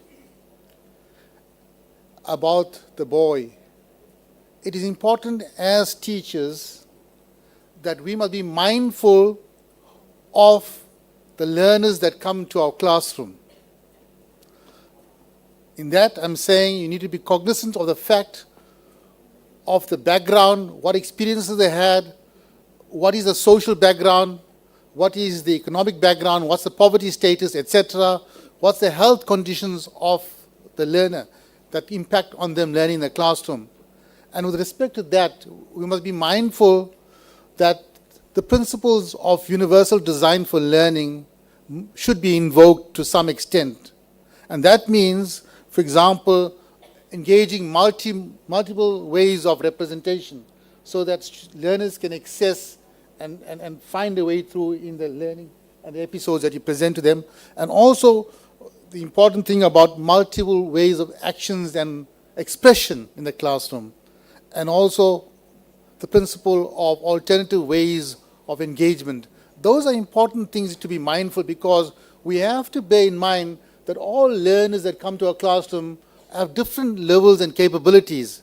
And how we navigate through that is to apply and select differentiated methods of approach of designing materials and teaching. Some may need scaffolded worksheets, for example. You see? So as teachers, we need to be mindful of that. I also took cognizance of the fact that it's important that we do not label our learners. We don't be judgmental, but rather be empathetic and look at how we can communicate to the learners, the parents, the guidance counselors, and see what support we can get for our learners. Because some of them are bright, but we may be misinterpreting their behavior in the classroom. Maybe they're bored, in the classroom. So it's important that we take that into account. I think we have to also be realistic that we are human beings. Our well-being is very, very important. Self-reflection is fundamentally important to look at and take care of yourself. Self-care is important. So we need to make sure that our teachers, as you rightfully say, reflect on the inner self and see from day to day how they can get peer support if necessary, how they can work in the team and collaborate to ensure that the work that they do benefit their community of teachers as well as enhance teaching and learning in meaningful ways. And that, I think the issue of modeling is very significant. It's what we call analogical relationships. That what the case earlier on, where the learner went home and took his mummy's bag and put the lipstick, etc., is an analogy that learners, young learners particularly, pick up. So what you model to them is important. So you need to ensure that we always model good practice, good behavior, and good principles to take us forward to good quality of education, and through that we have better citizens, and we alleviate our students getting better jobs, and we alleviate poverty, and we have a better society for all. Thank you.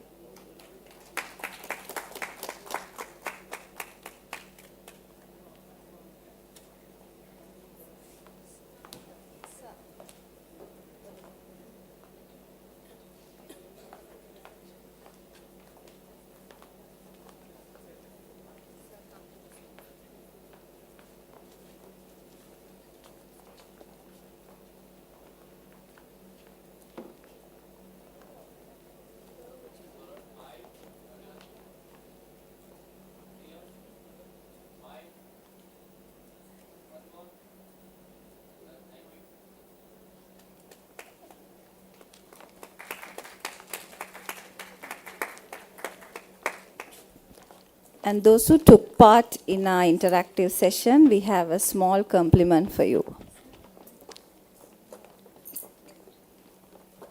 Thank you for listening to us.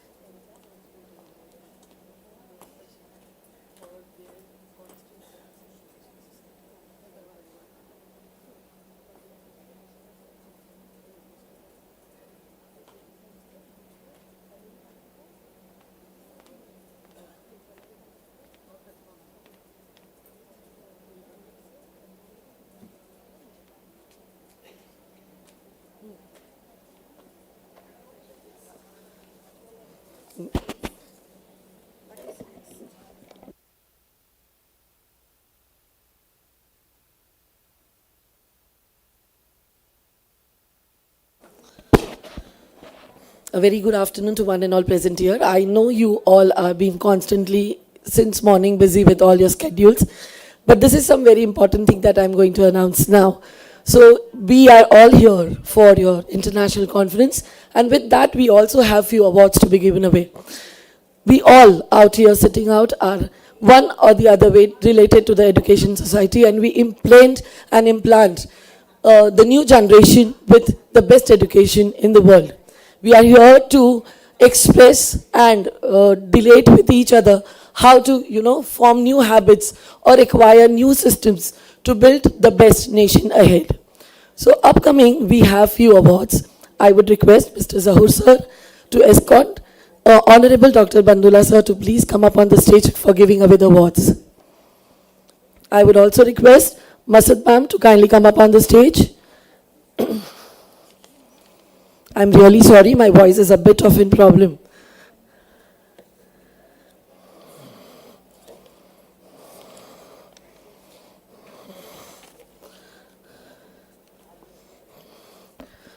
So to begin with, the first award for today is none other than given to Honorable Dr. Ashirwad Lokhande sir. He is the President of Priyadarshini Shaishanik and Samajik Vikas Mandal and President of Ashirwad Educational Trust. To speak about him, he is the role model and he is the stiff standing behind us throughout wherever we need his guidance. Education is a word that belongs to him. A huge round of applause to him, please.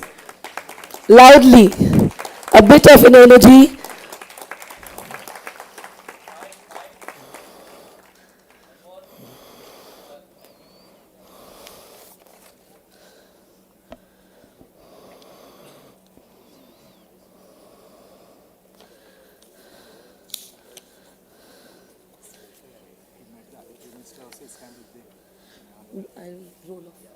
I'll roll it.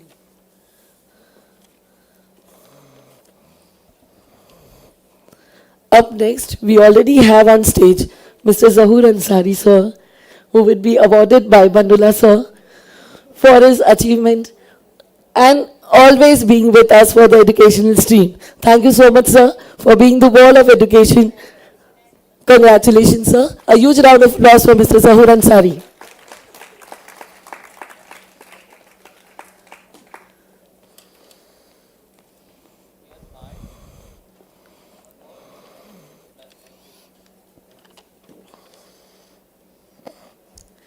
Thank you, sir. Thank you so much, Vandula sir. I would now request Arvind sir to please come up on the stage for the further felicitations.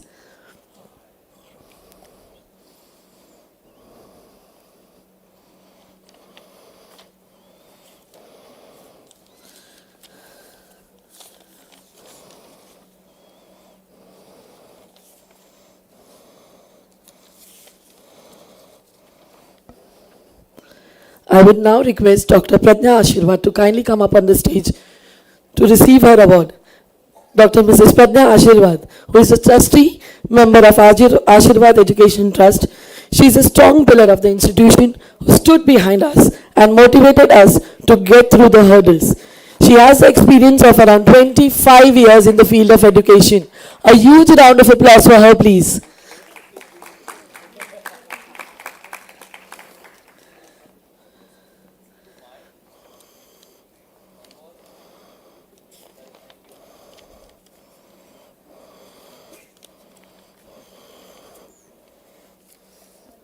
Up next, I would like to call upon Mrs. Pallavi Pujari ma'am to please come up on the stage.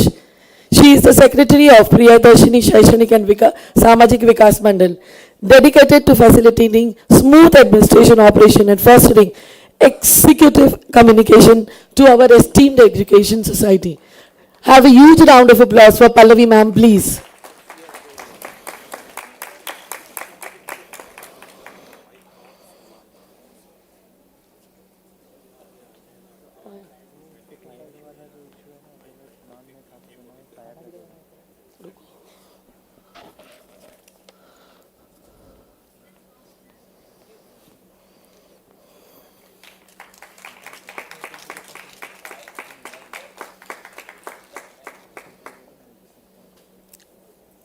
Thank you so much, Arvind sir. May I request Honorable Geeta Kumari Singh ma'am to kindly come up on the stage.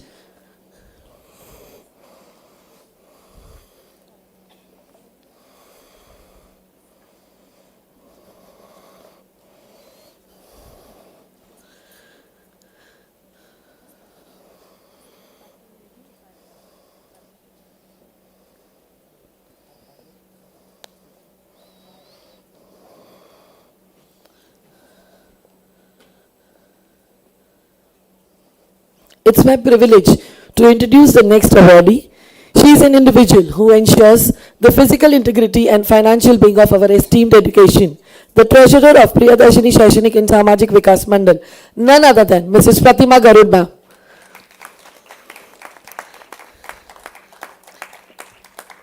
If we can hear a loud round of applause for her.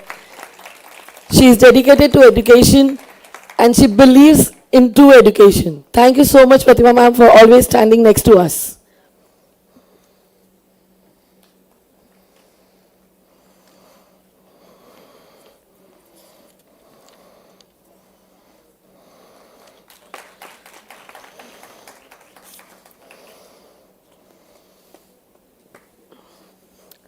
Last but not the least, the name. The name herself is the Iron Lady.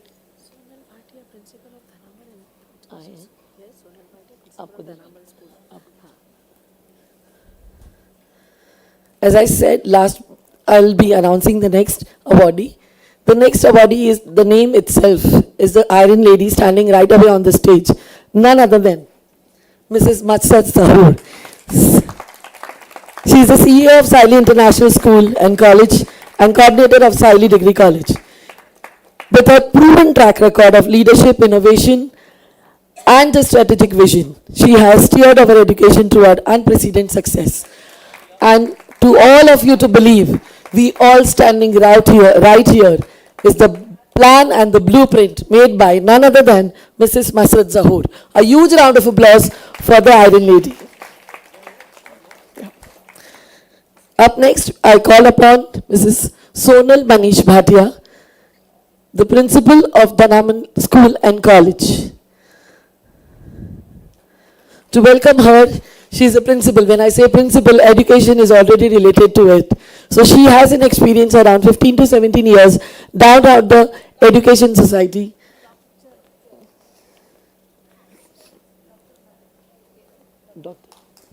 Doctors? Okay, she's in doctorate. I'm really sorry, ma'am. She's in doctorate, Sonal Manish Bhatia. I'm really sorry, ma'am.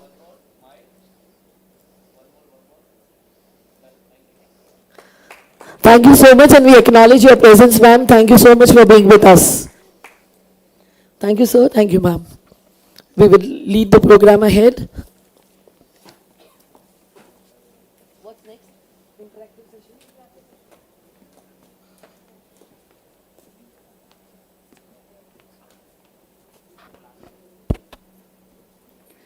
Now let us begin with another interactive session where the Sri Lankan educators will be enlightening you all on the assessment and evaluation through the STEAM education.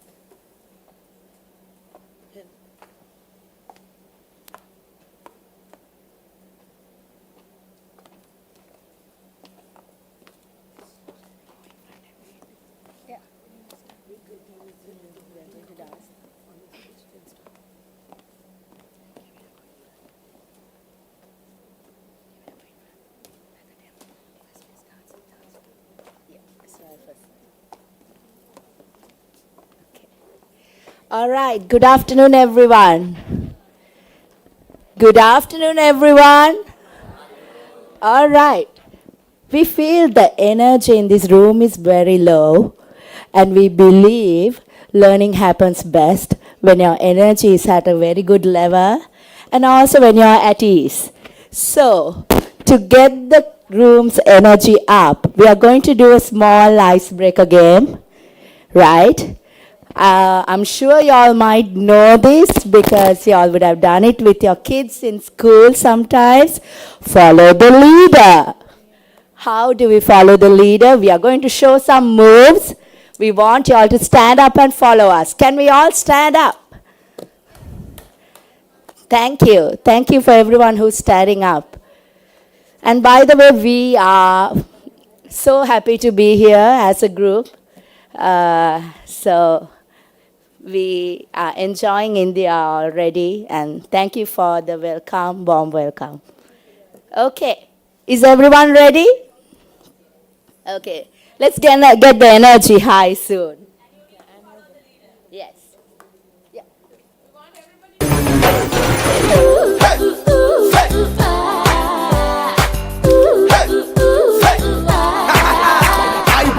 Welcome, assalamu alaikum. BNS back again. Ahamu the Baila remix again.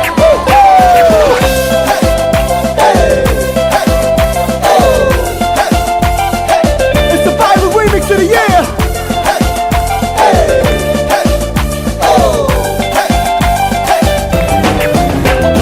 Ragatala patala gatta geeta logama kalamba gatta Baila gamu the remix karala.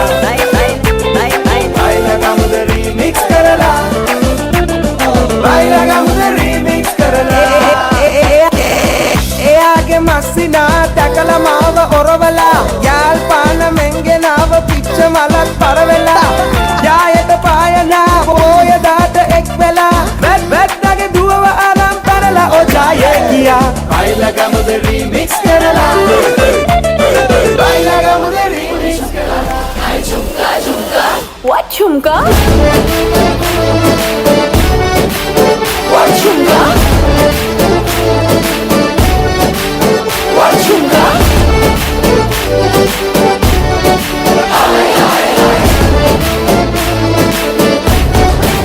What chumka?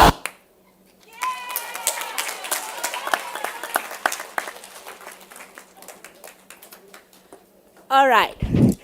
How is everyone doing? Much better than before. All right, let's start the learning. So, we have a quiz organized, and we know technology is something that we can't avoid. So, why not use it? We thought. Okay, to start with, we want all of you to log in to kahoot.it. Who doesn't have Wi-Fi? We are going to give a gift. We are going to give you hotspot for a few minutes for sure, not forever. All right. All right. So the hotspot, you need to find the device Redmi 12C.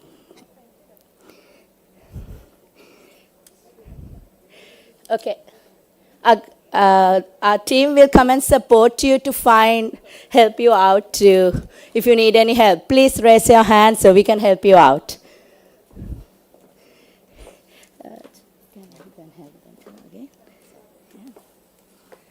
Okay. Found the device? Is it asking for a password? All right. Now this password is no longer going to be a password. But don't worry, I will change it back, because if not, you'll be using it forever. So the password is, for now, is 1, 2, 3, 4, 5, 6, 7, 8. Very easy.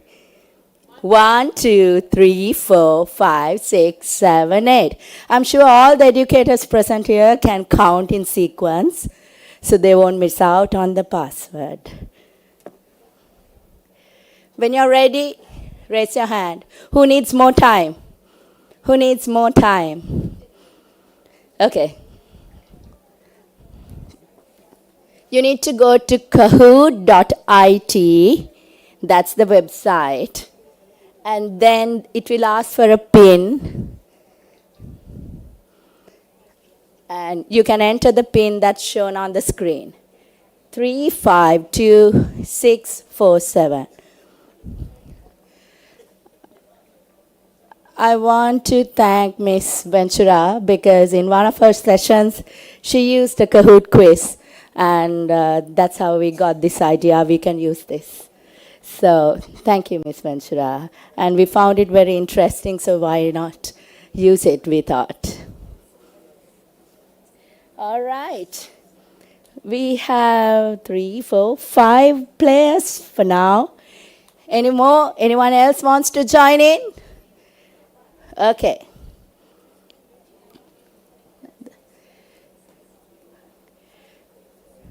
Redmi 12C is the device for hotspot. And the password is, who can say the password for others? Good job. You all can count in sequence. Well done, educators. Yes, good job. We need to master what we teach sometimes.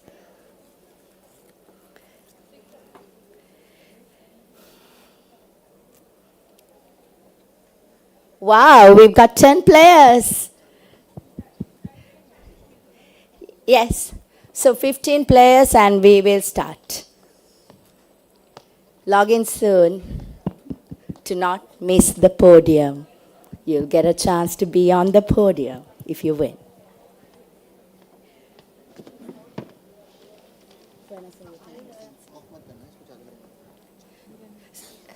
So while everyone log in, I will just explain what you need to do.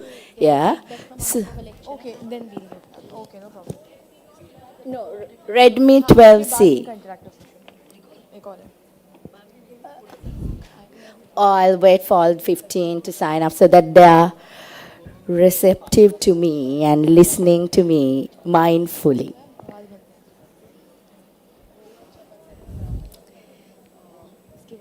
We have 12, 3 more slots.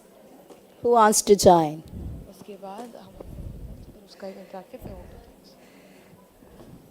Well, these are super easy questions, so don't worry. And if you are afraid of your identity being shown, you can always use a fun username. You don't have to say. For example, I don't have to say I'm Anjali because I'm worried I might not get the questions right. I can say something else.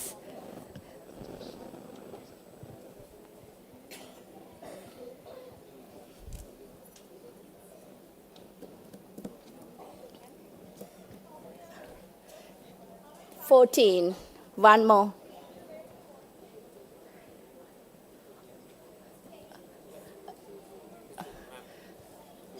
15, right, we've got 15 participants.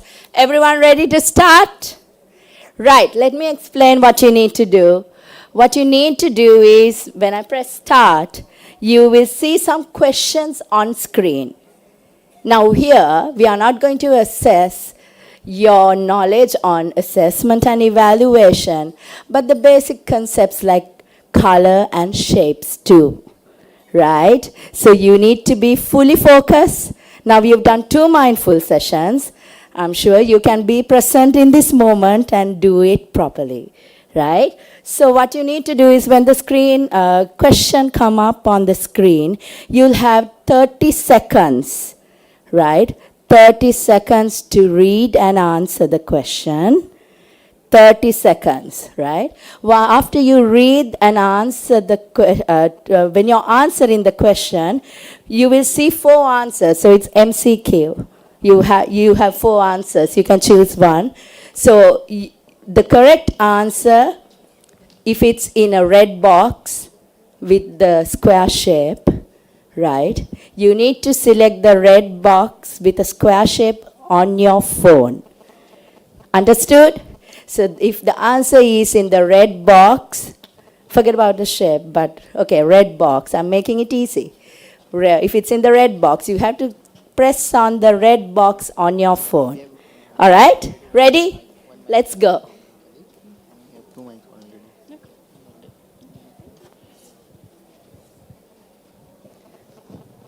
Two, one. Let's go.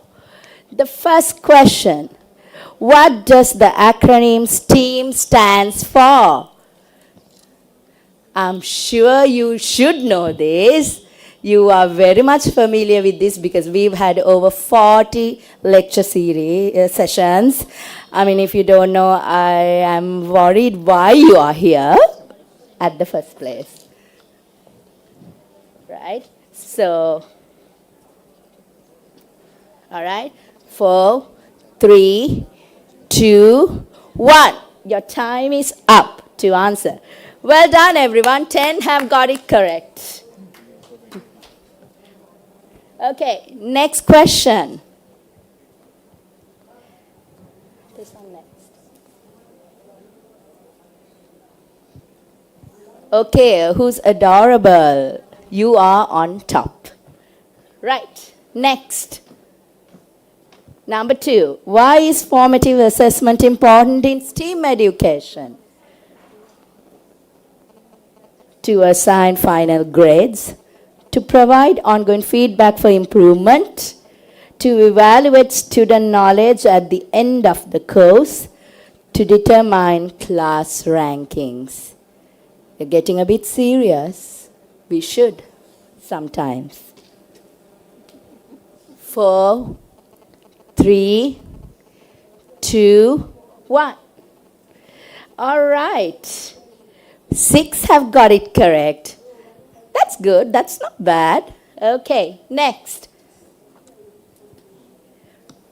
Rajan, you're on top. Well done. Next. What is rubric used for in assessment? We learned about these things. Assign random scores, providing detailed grading criteria, ignoring student progress, none of the above.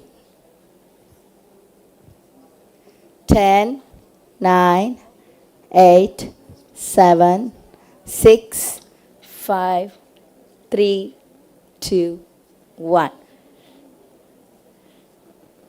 Correct answer is providing detailed grading criteria. Well done. 5 have got it right. Rajan, you're on top again. Okay, what's next? How does project-based assessment contribute to STEAM learning? By focusing solely on theoretical knowledge, by emphasizing memorization, by applying concepts to real-world projects, by discouraging collaboration. What do you think?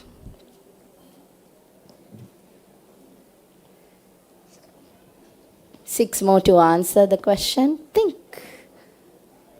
5 more to answer. 4, 3.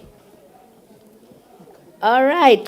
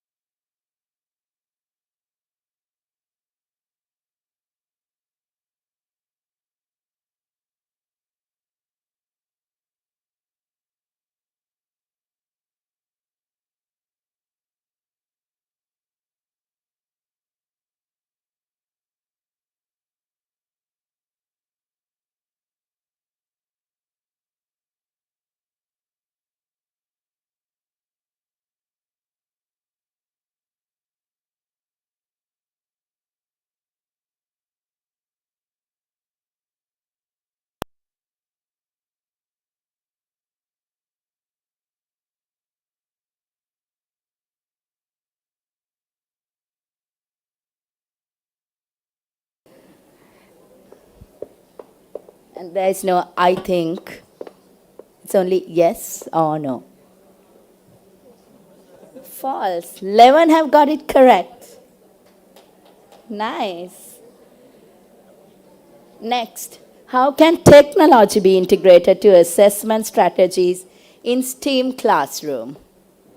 By avoiding digital tools, by using online quizzes and simulations, by excluding coding and programming, by relying solely on traditional methods?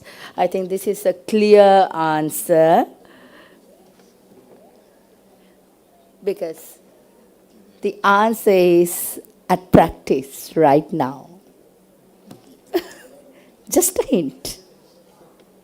Okay, 9 got it correct. 9 got my hint, I guess.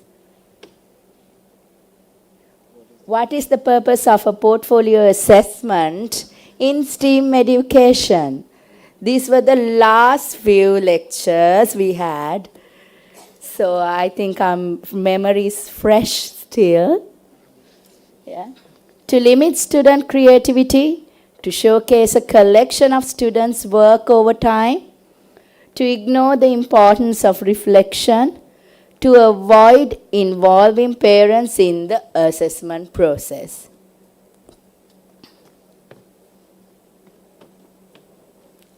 To showcase a collection of students. That's the answer. Good job. Next. How does peer assessment contribute to the learning experience in STEAM? Peer assessment. It has no impact. It fosters collaboration and provides diverse perspectives. It creates competition among students. It is only suitable for individual projects. How does peer assessment contribute to the learning experience in STEAM is the question.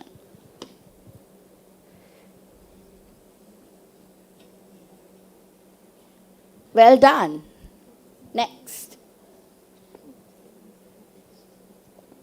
All right, Rajan is on top.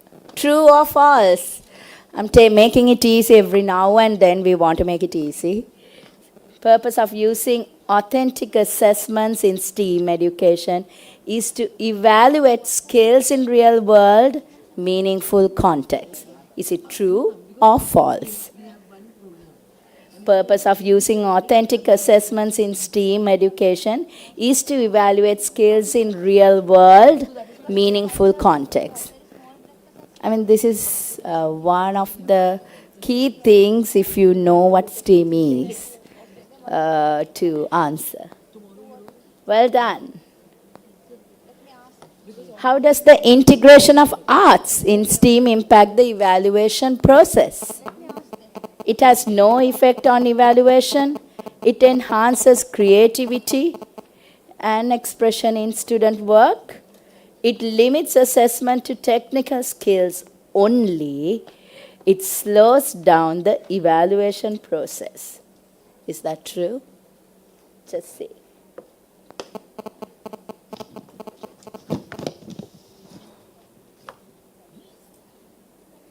Nice, 14 got it correct. Excellent. Rajan is still on top. What role does reflection play in the evaluation of STEAM projects? It is unnecessary for the evaluation process. It helps students analyze and learn from their experiences. It replaces the need for teacher feedback. It only applies to arts-related assessments. What do you think? Reflection. What does reflection do? Reflecting. Good job. Okay, Maddie is coming up. Why is ongoing assessment crucial in STEAM classroom? To ignore student progress, to provide continuous feedback and adapt teaching strategies, to wait until the end of the project to evaluate, to discourage students' participation.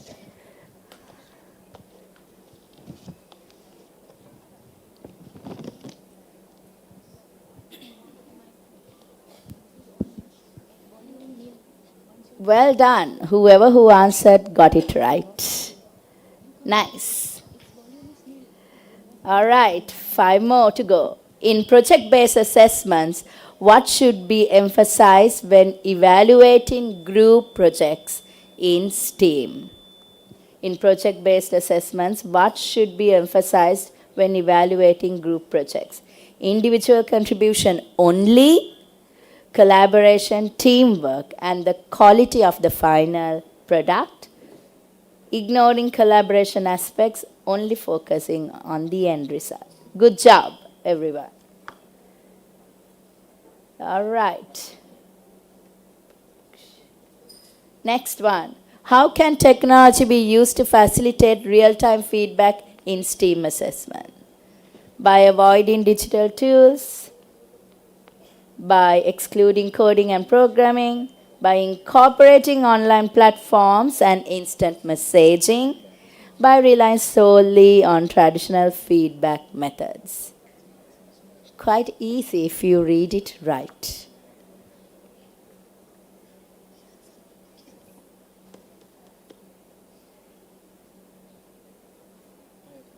Nice. 3 more. What is the role of peer feedback in the evaluation process? Peer feedback. It provides additional perspectives and insights. It has no impact.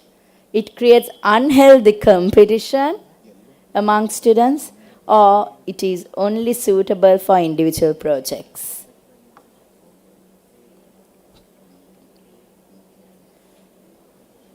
Nice.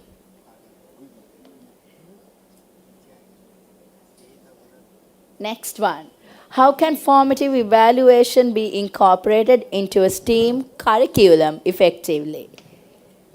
By providing ongoing feedback and adjustments during the learning process, by assessing students only at the end of the unit, by relying solely on summative assessments, by avoiding feedback altogether. I mean, if you don't know the answer, you can learn it now and go and integrate. It will help you. Good job. Nice. Okay, making it easy again. It is important to consider cultural diversity in the evaluation of STEAM projects. Is it a yes or a no?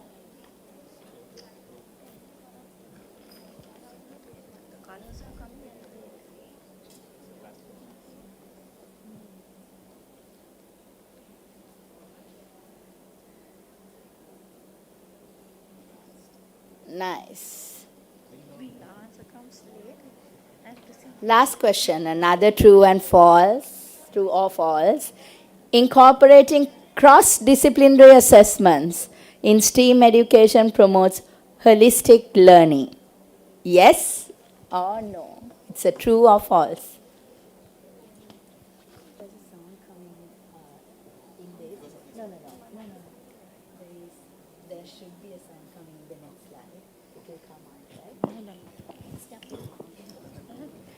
Nice. All right, let's see who's in third place. Upeksh. Well done. Prats is in second place, and the winner is Rajan. Awesome. Right. Well done, everyone. And oh,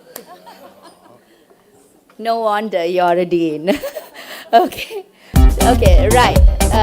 So I hope you all enjoyed that quiz. But something we want to emphasize on evaluation and assessment is, it is important, in a summary, if I may summarize what we just asked you through questions.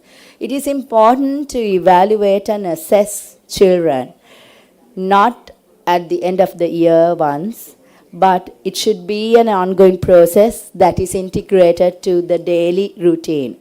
Because when you do it then and there, it will be easy for the child to go on to the next step at the child's best. And also it will be easy for the teacher to understand where the students stand, so she or he can cater to the child at the right level where the student stands. Because if we just don't evaluate, we cater to kids. If there are 10 kids in the classroom, we cater to all of them in the same way. because we don't know who knows what. Some might know something, some might not. But nowadays, kids are very smart. I mean, what we prepare and go to teach them, they already know. So that's why we sometimes ask the question, what is this? Then sometimes with the stuff they say, we feel like, oh no, I didn't prepare that much. So I might have to do some more homework to come back and do it. So I hope you all understood why it is important, and you all will all go back to your schools and integrate this and have a good experience in teaching our kids and being good facilitators and educators. Thank you. And yeah, thanks.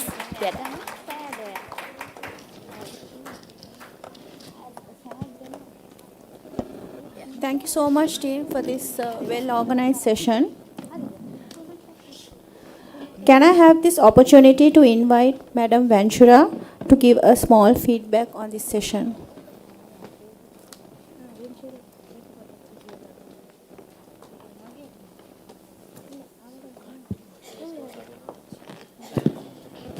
Okay. Hello. Oh. Firstly, I would like to say that I really enjoyed that you were able to read the room right from the start, and you noticed that like the energies were going down, so you got us up and moving, getting ready for your interactive session. And that is a way of assessing and being responsive and adapting your session, lesson, or whatever you are doing to cater for your students so they are ready to receive the information. I really enjoyed that you use the Kahoot as a tool for assessment. And yes, you can use in different age groups, but you'd have to cater for your own sections, early years, primary or secondary. And now, like Miss Anjali said, it is important to assess our students. And I'm not just saying paper-based. I'm saying, especially in early years, it should be hands-on, practical. It could be drama, it could be a presentation, it could be peer assessment, and these are just examples. And the reason is because by us assessing our students, we will be able to identify their strengths. We will also be able to identify the areas that they need to develop. And with that information, the teacher should then analyze it and then use it for future planning and adapting their future planning, revising it to cater for the children's needs. Now, assessment is not only used for students, can also and should be used for teachers as well. Those assessments that's done for the children can also tell us, educators, as well senior leaders, if the students are the ones that need, for example, intervention, or if the teachers are the ones that need further support or learning. So just imagine a tracker, a table, and we have students on the left side, and we have the concepts at the top. Now, if we go horizontally, if there's some gaps in the different concepts, we'll know it's the students. It's the students that are needing support. So we would devise an intervention program to support the students. Now, if we see vertically, and we see majority of the students are struggling in an area, that, well, firstly, we wouldn't just point fingers. It's not about that, because the aim is to support our students and teachers to achieve a common goal. But firstly, it would be to have a conversation with the teachers and find out really why most of the children, if not all, struggling. Is it because you're not covered the topic, or is it because you are struggling to convey the learning to the children. And that's where the senior leaders would be able to support their teachers. I put another point. Oh, and just to end, no, two things before I end. The first thing was that this interactive session clearly demonstrated how important it is to be present, responsive, adaptive, and flexible. It is by being present that you will know what children know and don't know. It is by being responsive that you act and cater for the children's needs and interests. It is by being adaptive that all of our learners, irrespective of their needs, abilities, and background, that will be able to access the learning. And it is by being flexible that it supports you being present, responsive, and adaptive. So I'll end with a quote that assessment is the bridge between teaching and learning. Without assessment, you will not know if you need to revise your curriculum, if you need to revise your future lessons. Without assessment, you will not know if the children are learning what you've taught them. Thank you, and well done.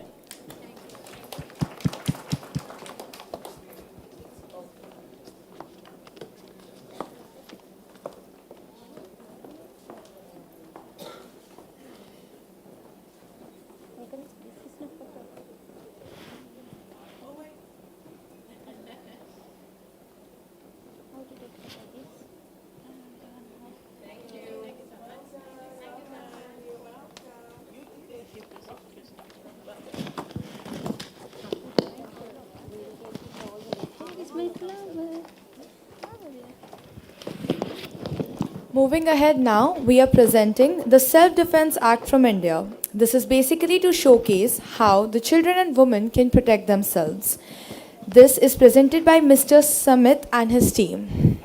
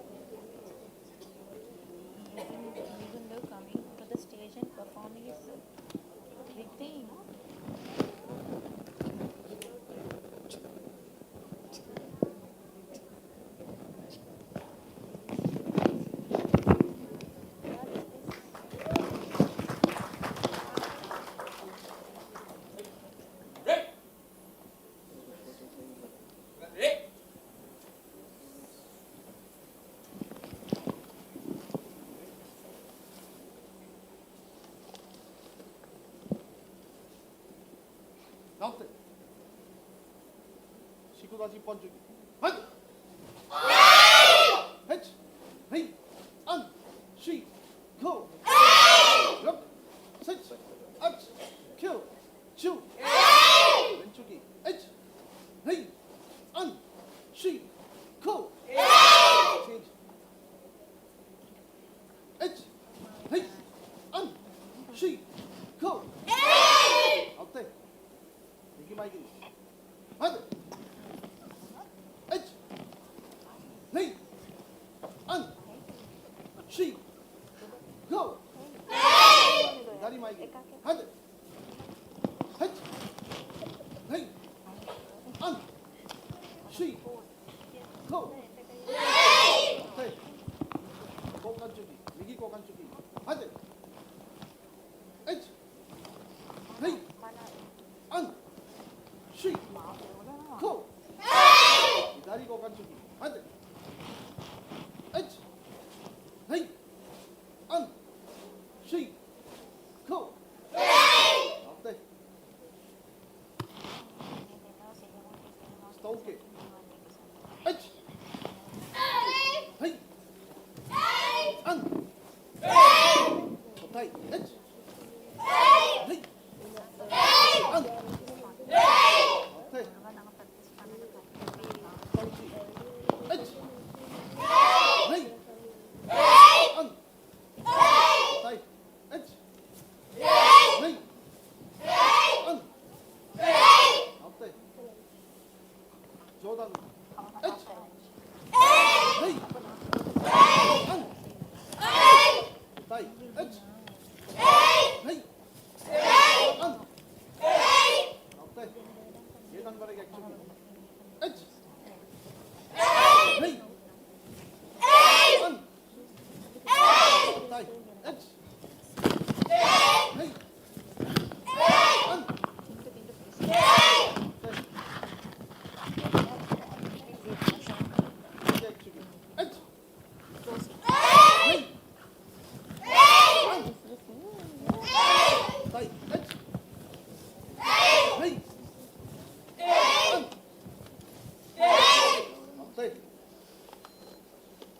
Sorry.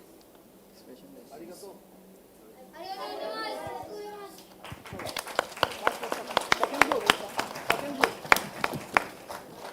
Pass second.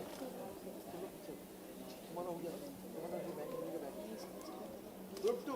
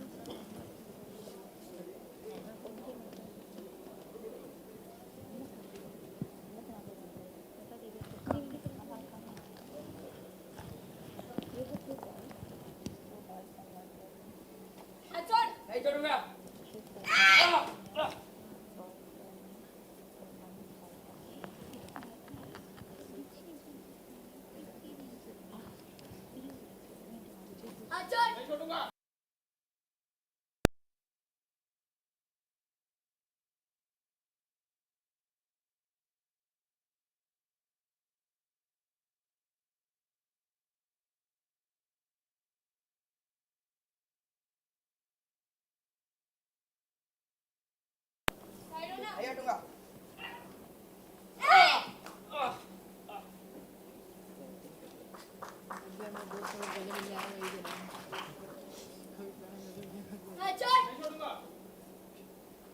No. Shut. Hey! Hey! Hey!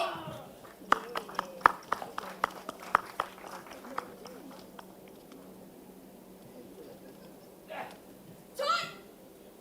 Hey!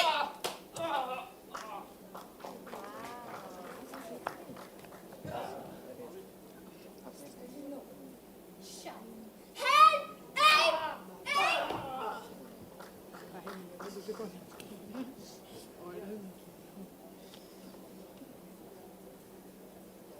इन्हें दिखाई नहीं देता क्या? हाँ क्या बोली? छोड़!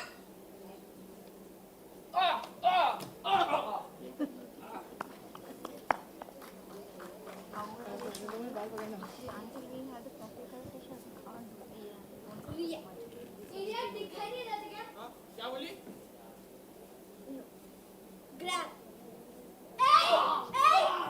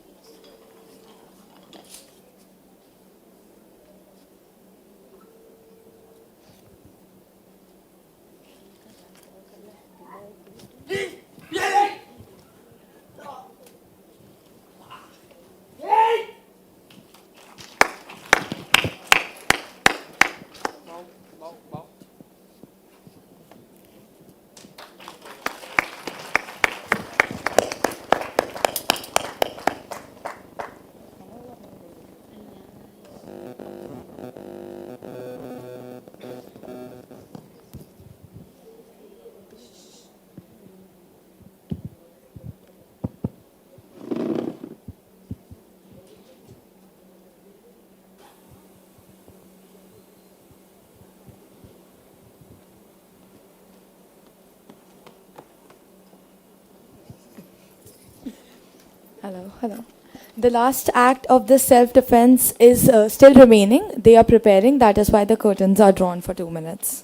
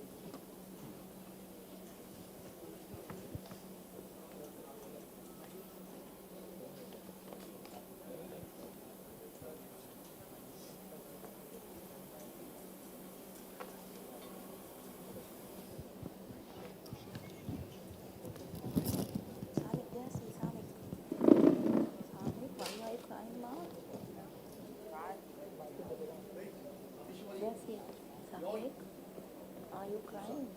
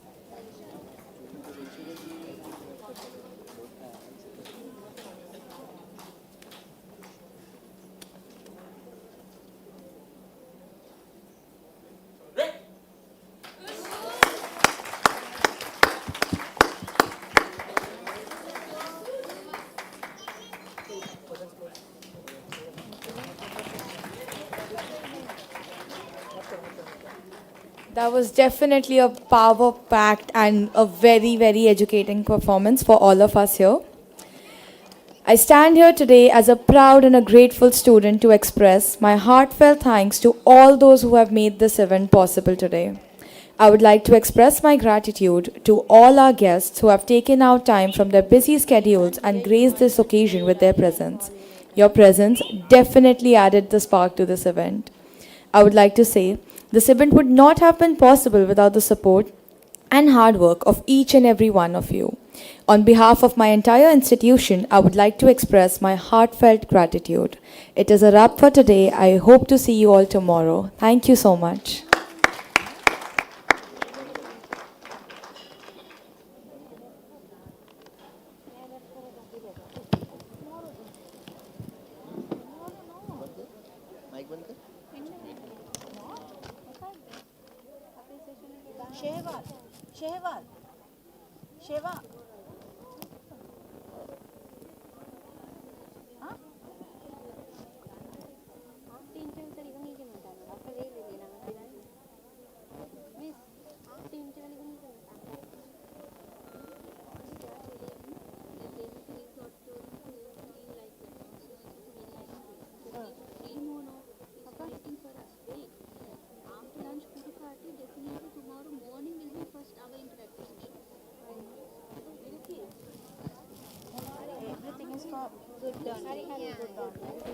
Hello.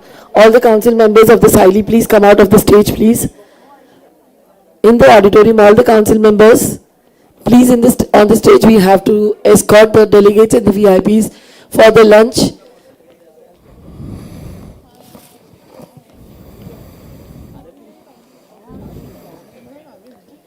Quick.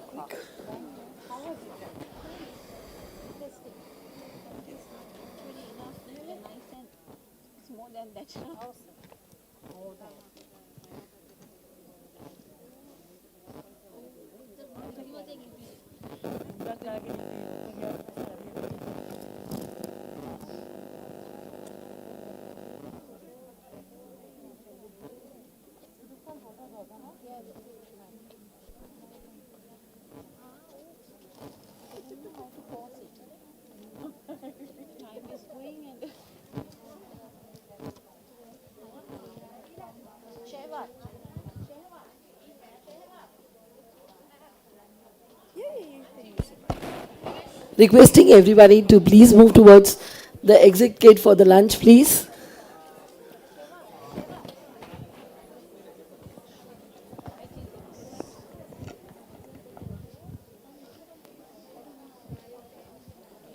Excuse me, sir. Okay. Yes, sir. Tell me something. Tomorrow, are you going to issue the certificate of tomorrow to the presenters? Yes. Tomorrow. Yes, sir. The reason is